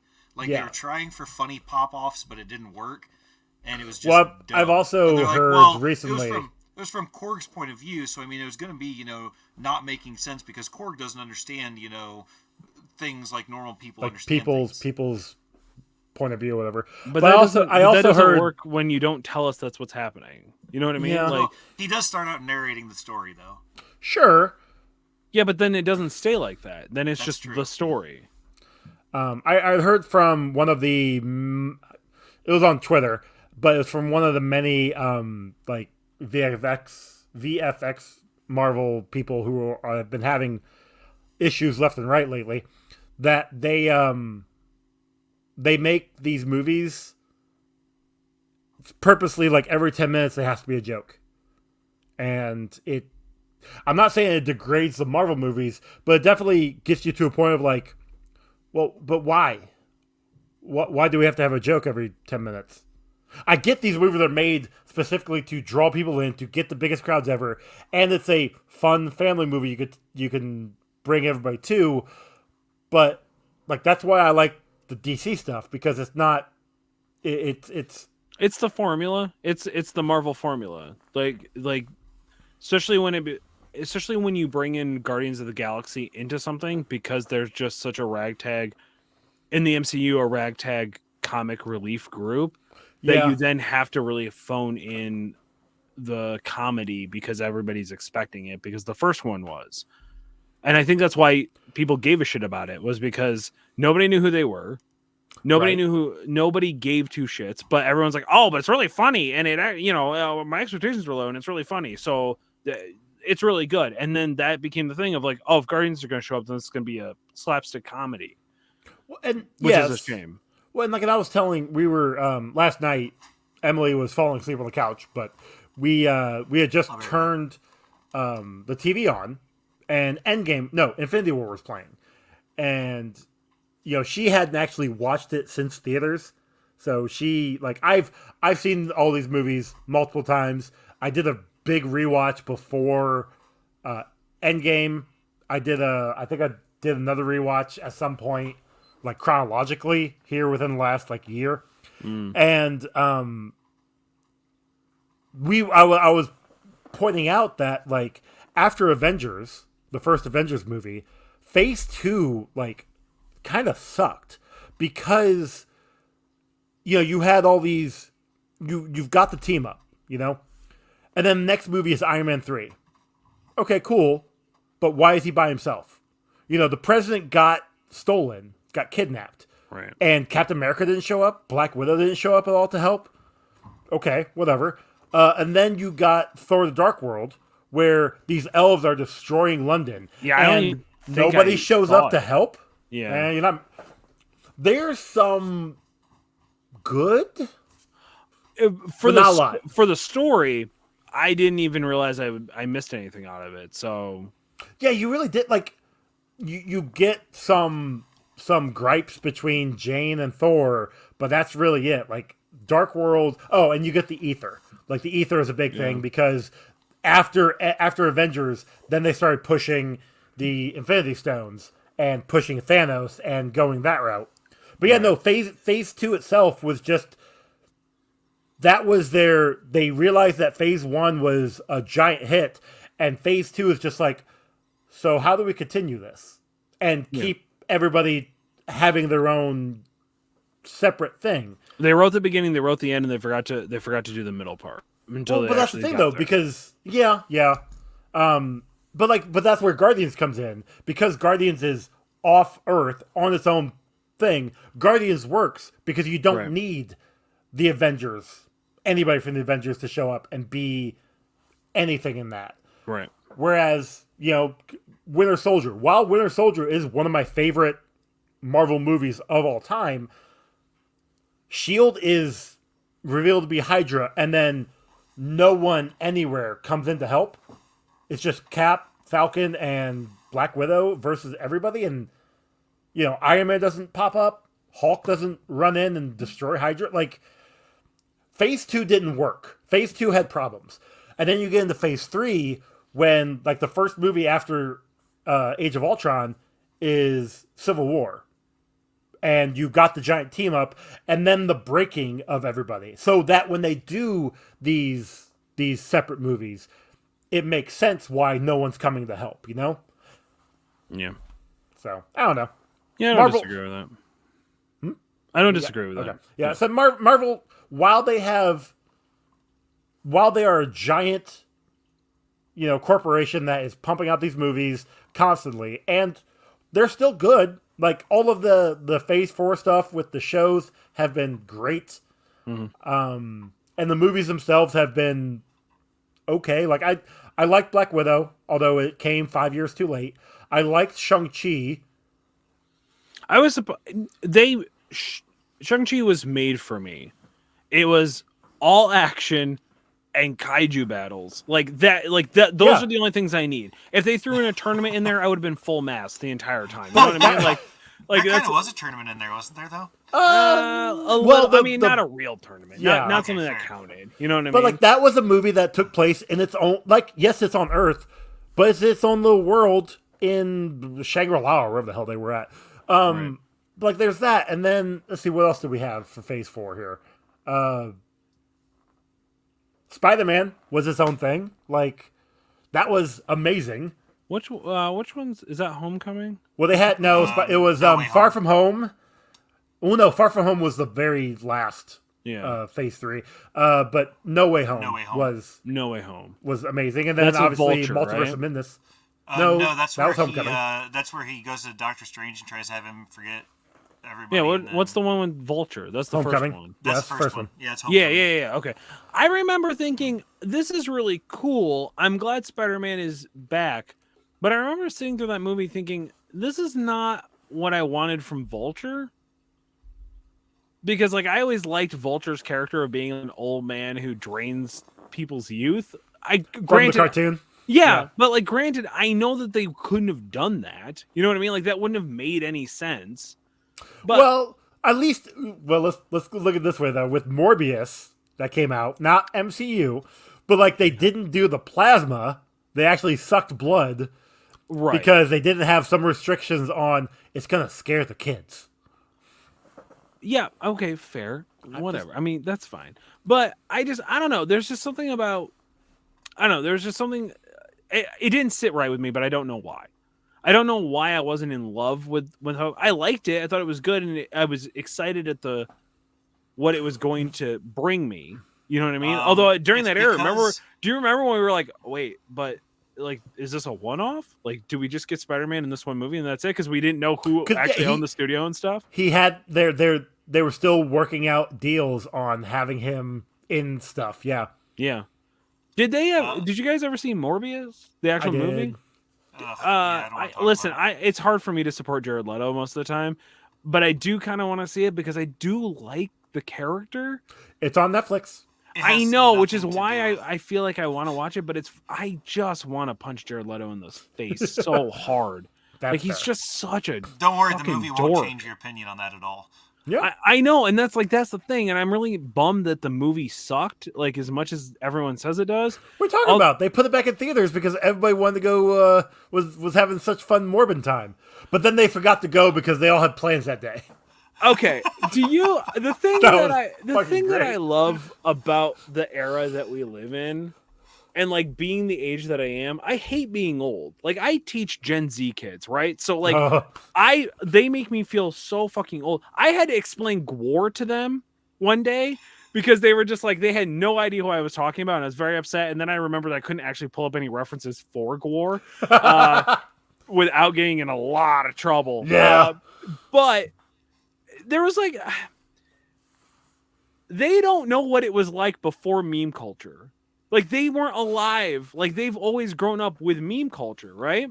Yeah, But I remember that short period of time where like meme culture really didn't exist or was like just in its infancy. Like the 90s it started to kind of develop and then the internet kind of came around and then like if you were cool, you got all the internet meme joke stuff. And then it wasn't until like much later on. But like that's a perfect example of like meme culture absolutely just causing utter chaos. Just absolutely destroying something. Making a studio to like just release something that nobody was going to go see, but they fell for it. They fell for the joke hard. like hard. I look at Twitter right now and the absolute dumpster fire that's happening, and that like Twitter's troll burning meme and it's culture is great. absolutely destroying this man, and it is so enjoyable. Yes, so by the time this episode comes out, it will be the literal days before New Year's Eve. I don't know if Twitter's still here. Yeah, well, I will predict that it's not. I will say that Twitter finally died a death. I mean, it's Which is gonna very be sad possible. because there's so many breasts on Twitter. That's not You can true. find some on Instagram. Tumblr's back. True. Wait, like Yeah, Tumblr's like back? full blown Well, pornography. yeah, Twitter's Tumblr's back. dying. Like they need new like social media apps. AOL doesn't own it anymore and sold it back to somebody else, and I don't remember who Ooh. bought it, but they went full like we're going back to original Tumblr. Oh, nice. Guess who's gonna read that? Oh. Just be careful, because I definitely remember there being a lot of issues of underage kids not posting things that they should have been posting. I remember that being a big problem on Tumblr. I'll just stick to Pornhub. And now we're old, Ron. And now we're God old. damn.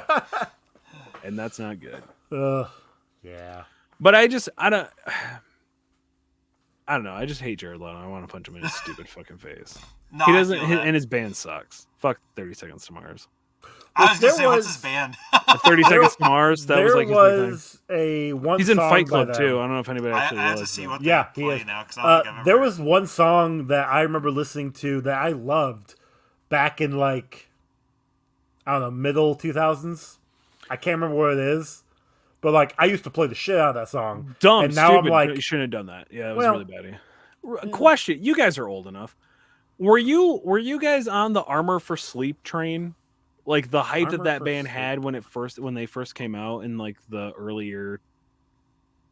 are we still talking earlier 30 Seconds to Mars or No, Armor for Sleep was a Armor for band. Sleep? Oh, then no, I have never heard of that band. Okay, I've never heard of Armor them for either. Sleep was a band, and they're like this like the era I think it was like 2006.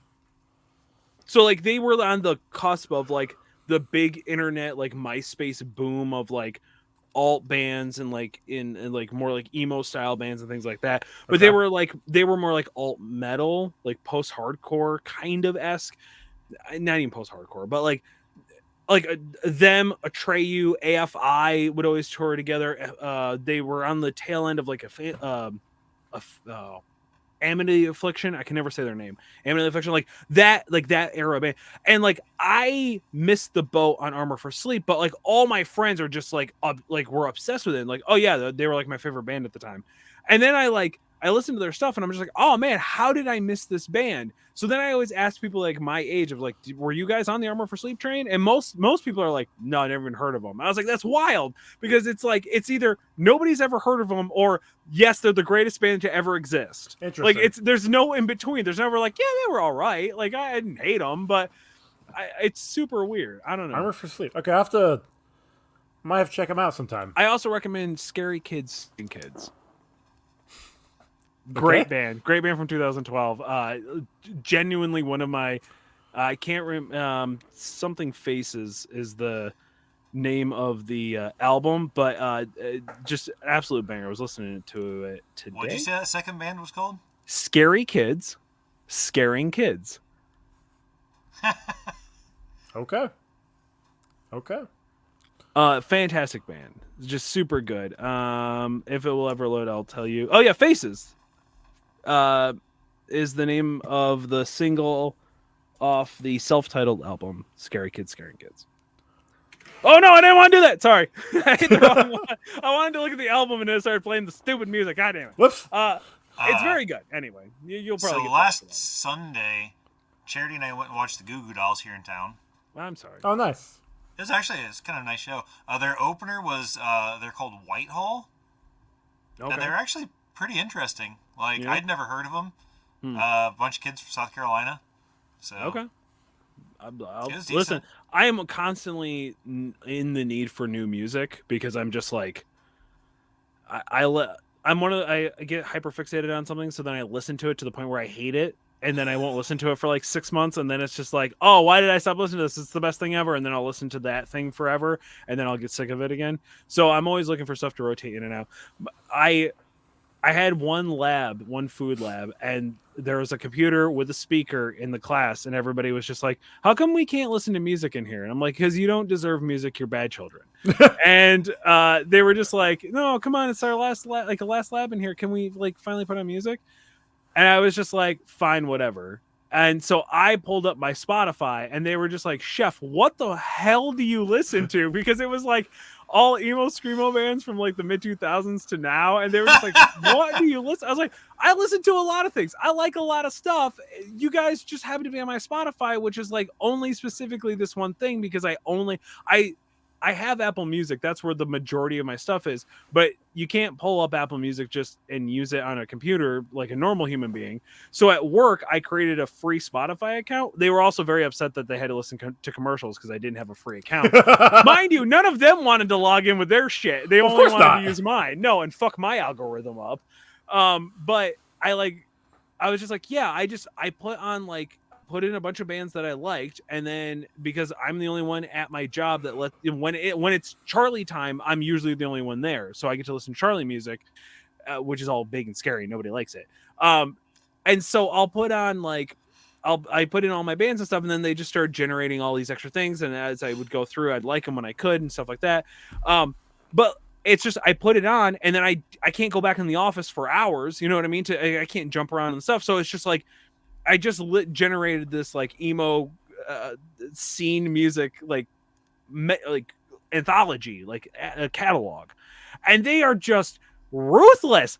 Gen Z is ruthless, and they just made fun of me the whole time. They're like, "Oh my god, you're such a loser," and I'm just like, "Whatever, you dorks." Hey, that's you what you don't just even know glory. You're like, put your music on. Let's see what crap you listen to.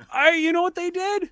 They put on like Ariana Grande and other things like today's best hits music, and I'm just, this is wow, fine. That's what I call hits. Yeah, exactly. Like this is what I call hits. 40,000, and it's just like, okay, cool. Like I don't mind. I love a good pop song. Don't get me wrong. I love and I do genuinely. I'll listen to anything. I love iHeart 2000 on iHeart 2000's radio. I love iHeart the 90s. I've been listening to Hot Stepper a lot lately. I don't know why. That's like my get up if I need like a good pick me up. Like 90s hip hop is like kind of where I go. Like mainstream hip hop.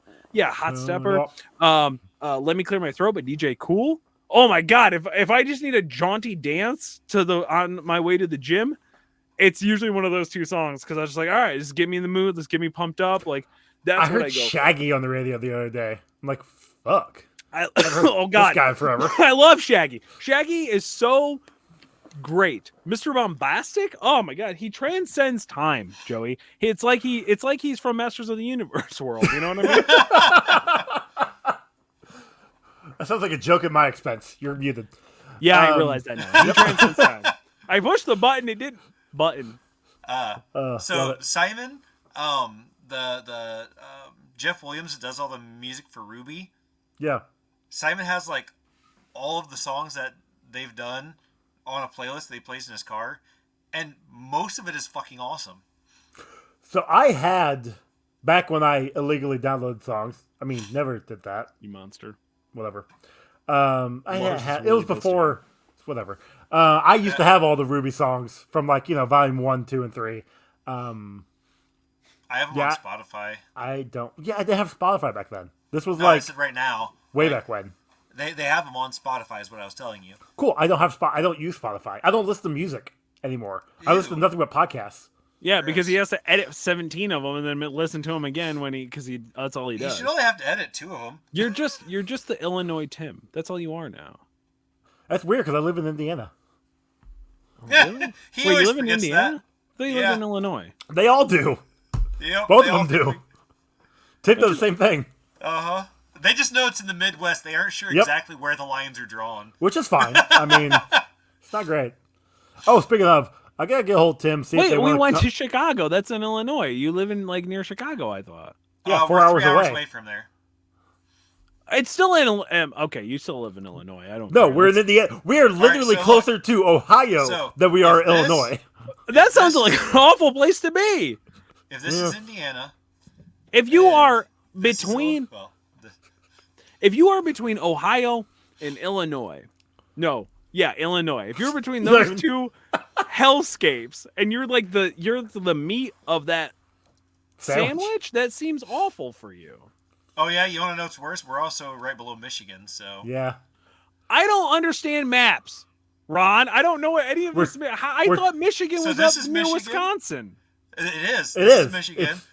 For you, I guess Wisconsin would be over here. And then you got Indiana's more right Michigan here. over here too. So there's 2 Michigans. Okay, but I'm in New York, and then I go to Pennsylvania. Yes. Okay, so and then Pennsylvania I go to is right next to Ohio, and then Ohio goes into Indiana.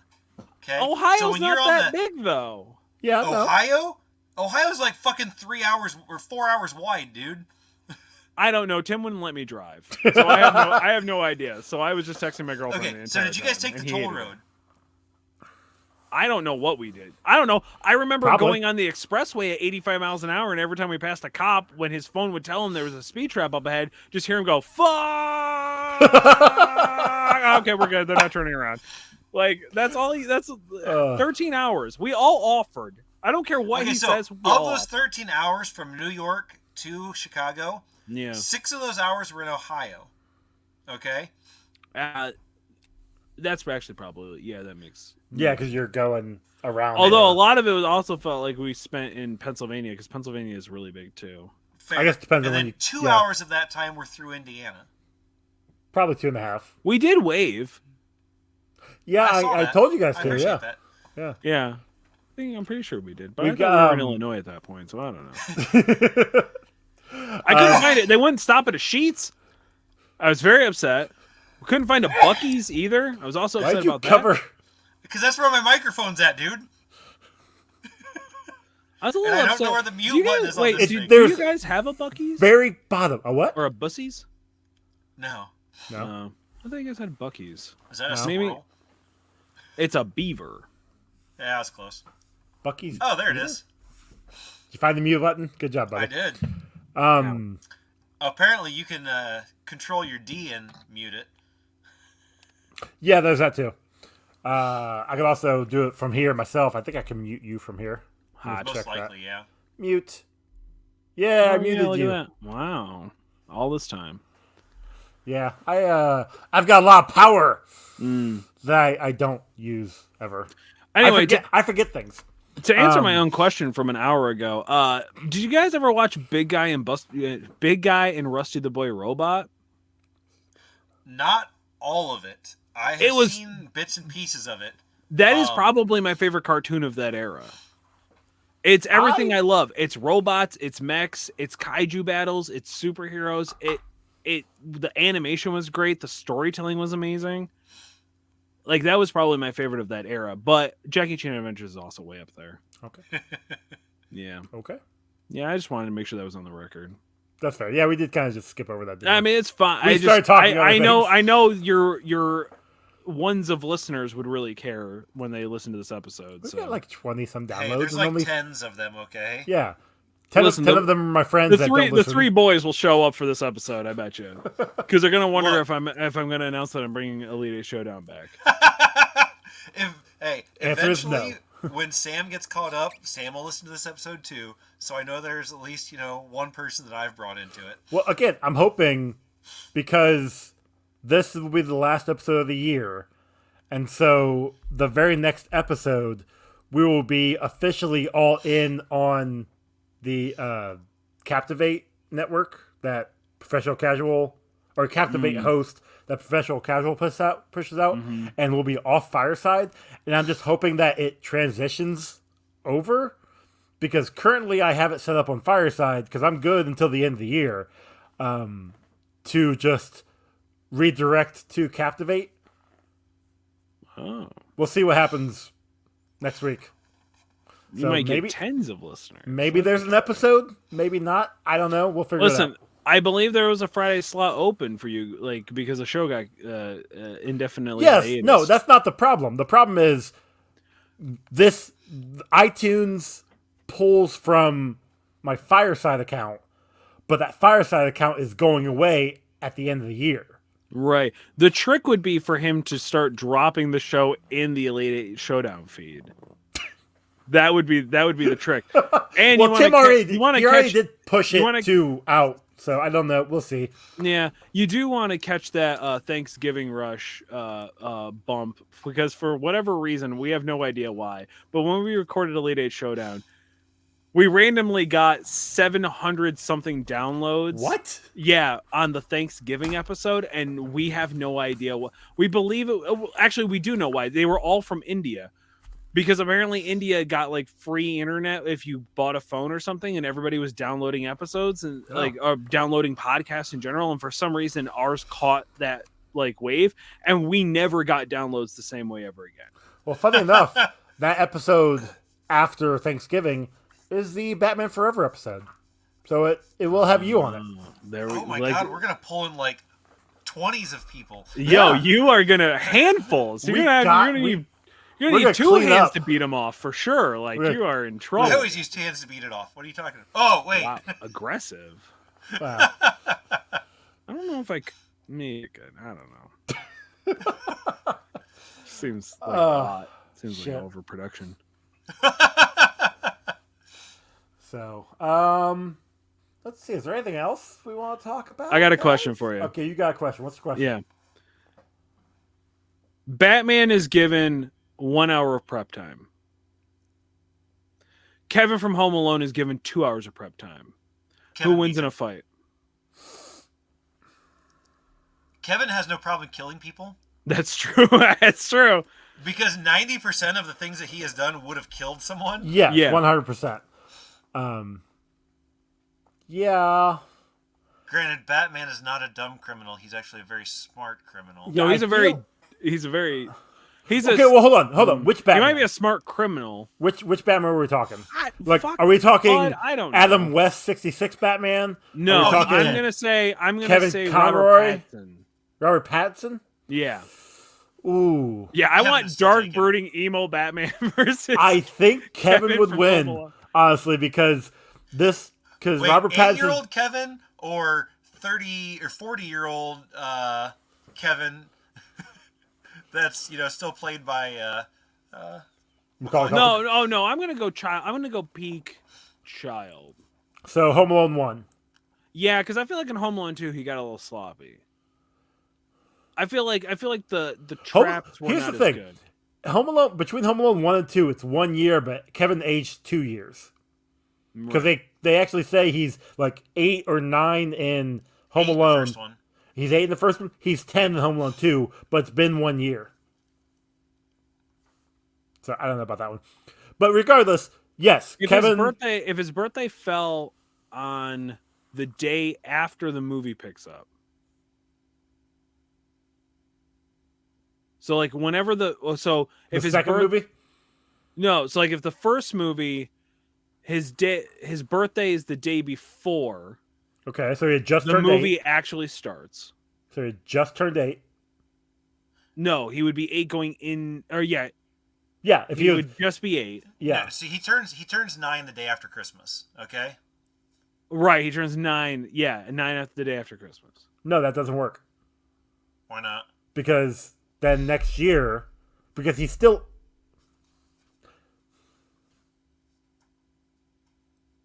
Yeah. Because he was 10 before they left, which was before Christmas. In the Correct. second one.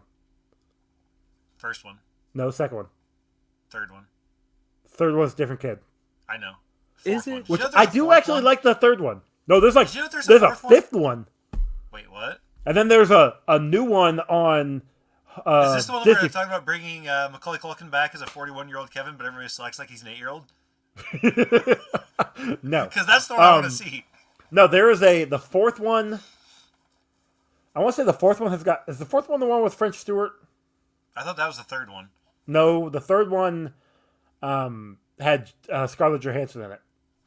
Oh, hot, really? Well, she's like 11, dude. Yeah, Oh, she's that's 11. boring. Yeah. I Boring. really, That's the word you chose. Interesting. Okay. I really That would have been enjoyed- gross, but boring works for me too.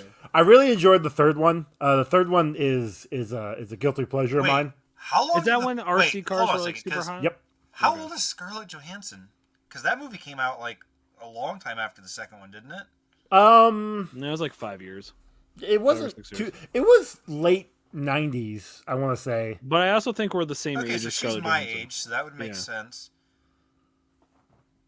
I mean, she wasn't 11. She was in high.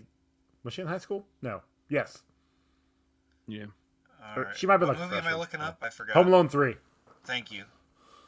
Yeah, I think- 1997. That was So 97. she would have been 13. Okay. Yeah, gross. My age, Yeah, acting like an 11-year-old. So the That's character right. would have been 11 in the movie. But no, that movie. Check how many more, because I know the one on Disney Plus that came out last year is terrible.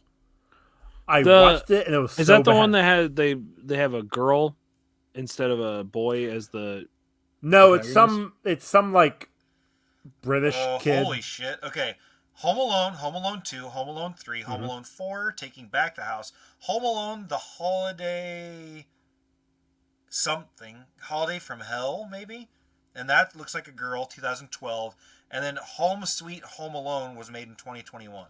That's the Disney Plus one. So yeah, there was 6 of them. Okay, so Fuck. I've only seen 1, 2, 3, and 6. I didn't see 4 or 5. They sound like they were probably made for TV movies. The third one was definitely direct to DVD. Fourth and fifth one I think was specifically direct to DVD. Yeah. And then the last one was Disney Plus. That one was just so bad. You hate to see it, Chuck. You know? really do. But yeah, no. To answer your question, Kevin, 8-year-old Kevin would decimate Robert Pattinson's Batman. Yeah, he really would. Yeah. Okay, now it's Predator versus Kevin. Which Predator? Because if I'm we gonna go, go probably Predator first movie. Has no problem blowing up the house. yeah, no, Oh, Kevin would be dead. Well, first off, none of Kevin's traps would work on the Predator. That, True. Because Predator would never be goaded into going into the house or goaded into following him up the stairs. Predator would have saw him run up the stairs. He would have went outside and shot him as he was making his way across the... yeah, that's true. Yeah, he was kind of a punk bitch in that movie, and he had no problem just like sniping dudes. Yeah. Yeah. So Predator, 100%. Yeah, that's fair. What if it's Predator versus Kevin the movie. Everybody's a Muppet except for one character. Who do you keep a human? The Predator. Because seeing the I mean, Predator that was my initial thought. Yo, actually, Predator. But even that, the like- first Like, Predator movie, you see Kermit, and he's just you like, use that Muppet what's logic, but you keep the Predator normal, and it's just Muppets getting absolutely wrecked. Kind of super makes me happy. And think about this. They're Muppets, so you could literally put explosives in them and just like, boom! Yeah. Oh man, that would have been so good. Ooh. We were playing that game the other day, and somebody was like, "Well, what about the newest Batman movie?" And everybody was like, "Oh, it's Batman." I would love it if they kept Catwoman. Riddler. Because Well, no, You because keep Riddler human, and everybody else is a Muppet in the movie. That movie gets really weird and dark when you start thinking about what happens in that movie to 100%, Muppets. yeah. Yeah. Okay. Yeah, Okay. it's just a serial killer clearly living out weird fantasies of murdering puppets, and I was kind of like super into it. Honestly, I could see either Gordon or Penguin being the human. So the scene in particular where you've got Penguin being basically manhandled by 2 puppets would be kind of fun. But at the same time, having Gordon interrogate a puppet that's being manhandled by another puppet is also kind of fun. Yeah, but I really like I don't know. Yeah, the Riddler one works because like, the great. Riddler one also just acts like he is a puppet. He feels like a Muppet the entire time because he's just so strange and uncomfortable. So I'm here for it. I do like this. I do like the everybody's a Muppet except for one person Yeah. concept. It is a listen, we get really bored at work, and it's either that or we just scream into the endless void in the cooler. So it's kind of like we might as well have some fun. Yeah. Everybody's doing that anyway on social media, so Well, it gets clicks. yeah, sort of. Yeah. Listen, videos, my TikToks where I'm screaming endlessly into the void about stuff track way better than anything else for whatever reason. So, this is what it is, If I was good at TikTok, I still wouldn't get clicks because I suck at it. I don't know. I'm not good at TikTok. That makes sense. Yeah. You don't seem like a TikTok guy. I'm not. I made one. It took us the longest time to get him onto TikTok just to and then he didn't even fucking watch the stuff. I watch it usually. Realistically just takes me like 4 speaking, days. the stupid thing is like you would do fine in TikTok because you literally have an endless catalog of things to talk about for Comic Talk. I do. Like, there's no reason why you shouldn't be able to just every day pull a book off the shelf and be like, look, this is good or this is bad. And then just and then you just don't look at any of your comments and just let everybody else argue. That's the trick. You give one vague, controversial hot take about a book, and then you just let it go. And you let everybody else argue in the comments. I mean, look, we've got a new year starting tomorrow. Well, next week. Dude. For people listening, shut up. Podcast time. In the podcast time. Like, I could, in theory, start that. What you're saying, Joey, is by the time this episode drops, you will have 100 TikToks made of In your books drafts. that you pulled off your shelf and talked about. By the time this episode comes out, I will have forgotten and then remembered when I edited this episode to then forget again and not do anything. That tracks. Yeah. That sounds like I mean, I'm just being honest. Yeah, that's super fair. Yeah. We appreciate that. Yeah. Although I will be editing this probably within like a week or two, so because I do like having I do like the fact of being so far ahead that I just upload everything and I don't have to worry about it until I forget to promote. Because I definitely did that with Men in Black, where it came out 2 days ago, but at time of recording, and I still haven't promoted it. So Didn't we promote it like when we recorded it though? yeah, on Discord. Yeah. Okay. Yeah. But I was How do also you guys like like your Discord now? So we've actually I've been more active in the Elite Eight Showdown Discord. That's tracks. Yeah. Listen, that's a great group of guys in there. It's a Dude, lot I of love fun. it. I made a kinda friend jab, and an they kinda enemy rib with the on each same other. statement. It was Yeah. great. oh god, who? So And what was the statement? I should say. Kit Smashing, I think, was the enemy that I made. That tracks. And then here, hold on, sounds let like me go back because I Was need it I need Quinn or Listen, Pony those Danza? yeah, they all no, it was they're Pony. It was Pony Danza Pony, that I made yeah. a friend of because I said Batman was crap. What I'd said was the most recent episode of the Elite Eight Showdown. They proved that Spider-Man, even story-wise, is better than Batman. And Kiss Smashing was like, man, he's like, you just made an enemy of the whole Snake Federation. And then Oh my god, the fucking Snake Federation. Good god. So I apparently missed when that became a thing, but Tim has this show called The Slithering, which is like one of his like Patreon shows that's a D&D Live or Pathfinder Live play thing. Pathfinder, I think. Yeah. And all he did was create the channel of The Slithering for like people to talk about the show in there. But he hadn't dropped any of the actual episodes yet. So the boys just went in there and go, what is this? What is happening in here? What is The Slithering? It's ours now. We're the part of the Snake Federation, and just created this entire mythology of like what it was. And I had lost all sense of like what I didn't understand anything that was happening. And they were just like sending snake emojis to each other, and then they went into other things. And they were like, "We're part of the Snake Federation. We're taking over this channel," and like would like just spam like snake emojis and everything. And then Tim like wrote them all like, "Hey, you don't fuck with Papa's stuff." And then like Tim had to delete it and then remake it because he lost utter control over it. When Quinn, Kid Smashing, and Pony Danza fucking get together, they create absolute anarchy and chaos, and I absolutely adore them for it. They started riots which was a gif of a dude smashing the back of a police car with a trash can. Because Elite Eight Showdown was late on a drop, and they went into every single chat. And there's like 60 chats or something. Like, I don't even know how many there are. There's like 60.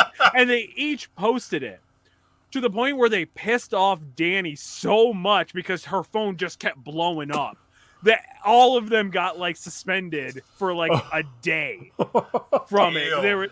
It was bad. It was wild, but I love them because they don't care. They just What's really fun error. about our channel is I don't give a shit. Like, people can post things left or right, but no one is posting anything. But I also haven't set up any rules, so So Yeah, what I I mean, posted was, I hope you. I tagged Joey in it because I was hoping he'd see it. He didn't pay any attention to it. In the first. Elite Eight, because I don't think I ever got the tag. Well, you did after everybody else had posted on there, but I was like, I hope you listen to the EA Showdown, which proves Spider-Man is better than Batsy, and Kid Smashing was like, I don't know who you are, but you've just made a lifelong enemy of the Snake Fed, and Pony says, I hate Batman, so I can't disagree, and then Kid Smashing says, what did I do to make you hate the two things I love, Batman and Halo?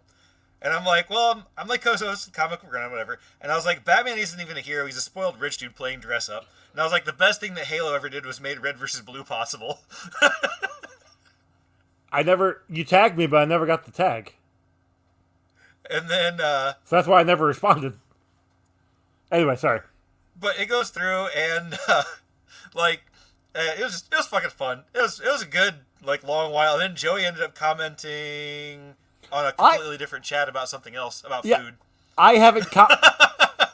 I didn't comment anything because I didn't know I was tagged. For whatever reason, it just shows up my username with the numbers. Like, I wasn't, officially tagged on that one or something. Huh. I don't know. It's weird. Either way, whatever. Anywho, yeah. But it was funny. I love these guys. They make me chuckle. They're a great group of guys. People. So yeah, if you guys are listening, thank you. Of course they're listening. Chuck's on here. Yeah, good point. That's true. They're good boys. Good point. They are my boy. That being said, gentlemen, I think it's about time to wrap it up. Fantastic. Is it? I have to poop. Is it? Or are we just gonna keep going? No, we probably should. I can easily hit end recording, so I can actually wrap it up without look letting at you Mr. say I've got the goodbye. power. I know how to do things. I have the power. I never said I had know how to. Never said I know how to do things. I can control time in two different universes and make it canonically make sense. My name's Joey. Chuck, I miss you, buddy. Yeah, I love having you on here. Yeah. But yeah, so let everybody know where they can find you if you want them to. All right, let's see if I can get it right this time. You can find me on TikTok and Instagram at Kicked Out of the Hood, no E in Kicked. That's KICKD, Out of the Hood. Yeah, we did it. Out of the Hood. And people always ask where that came from. That was the name of a fictional band that I created in college for a college project. I took project management, and I had to create a project based around a band releasing an album. What was the album called? A great question. What the hell did I call it?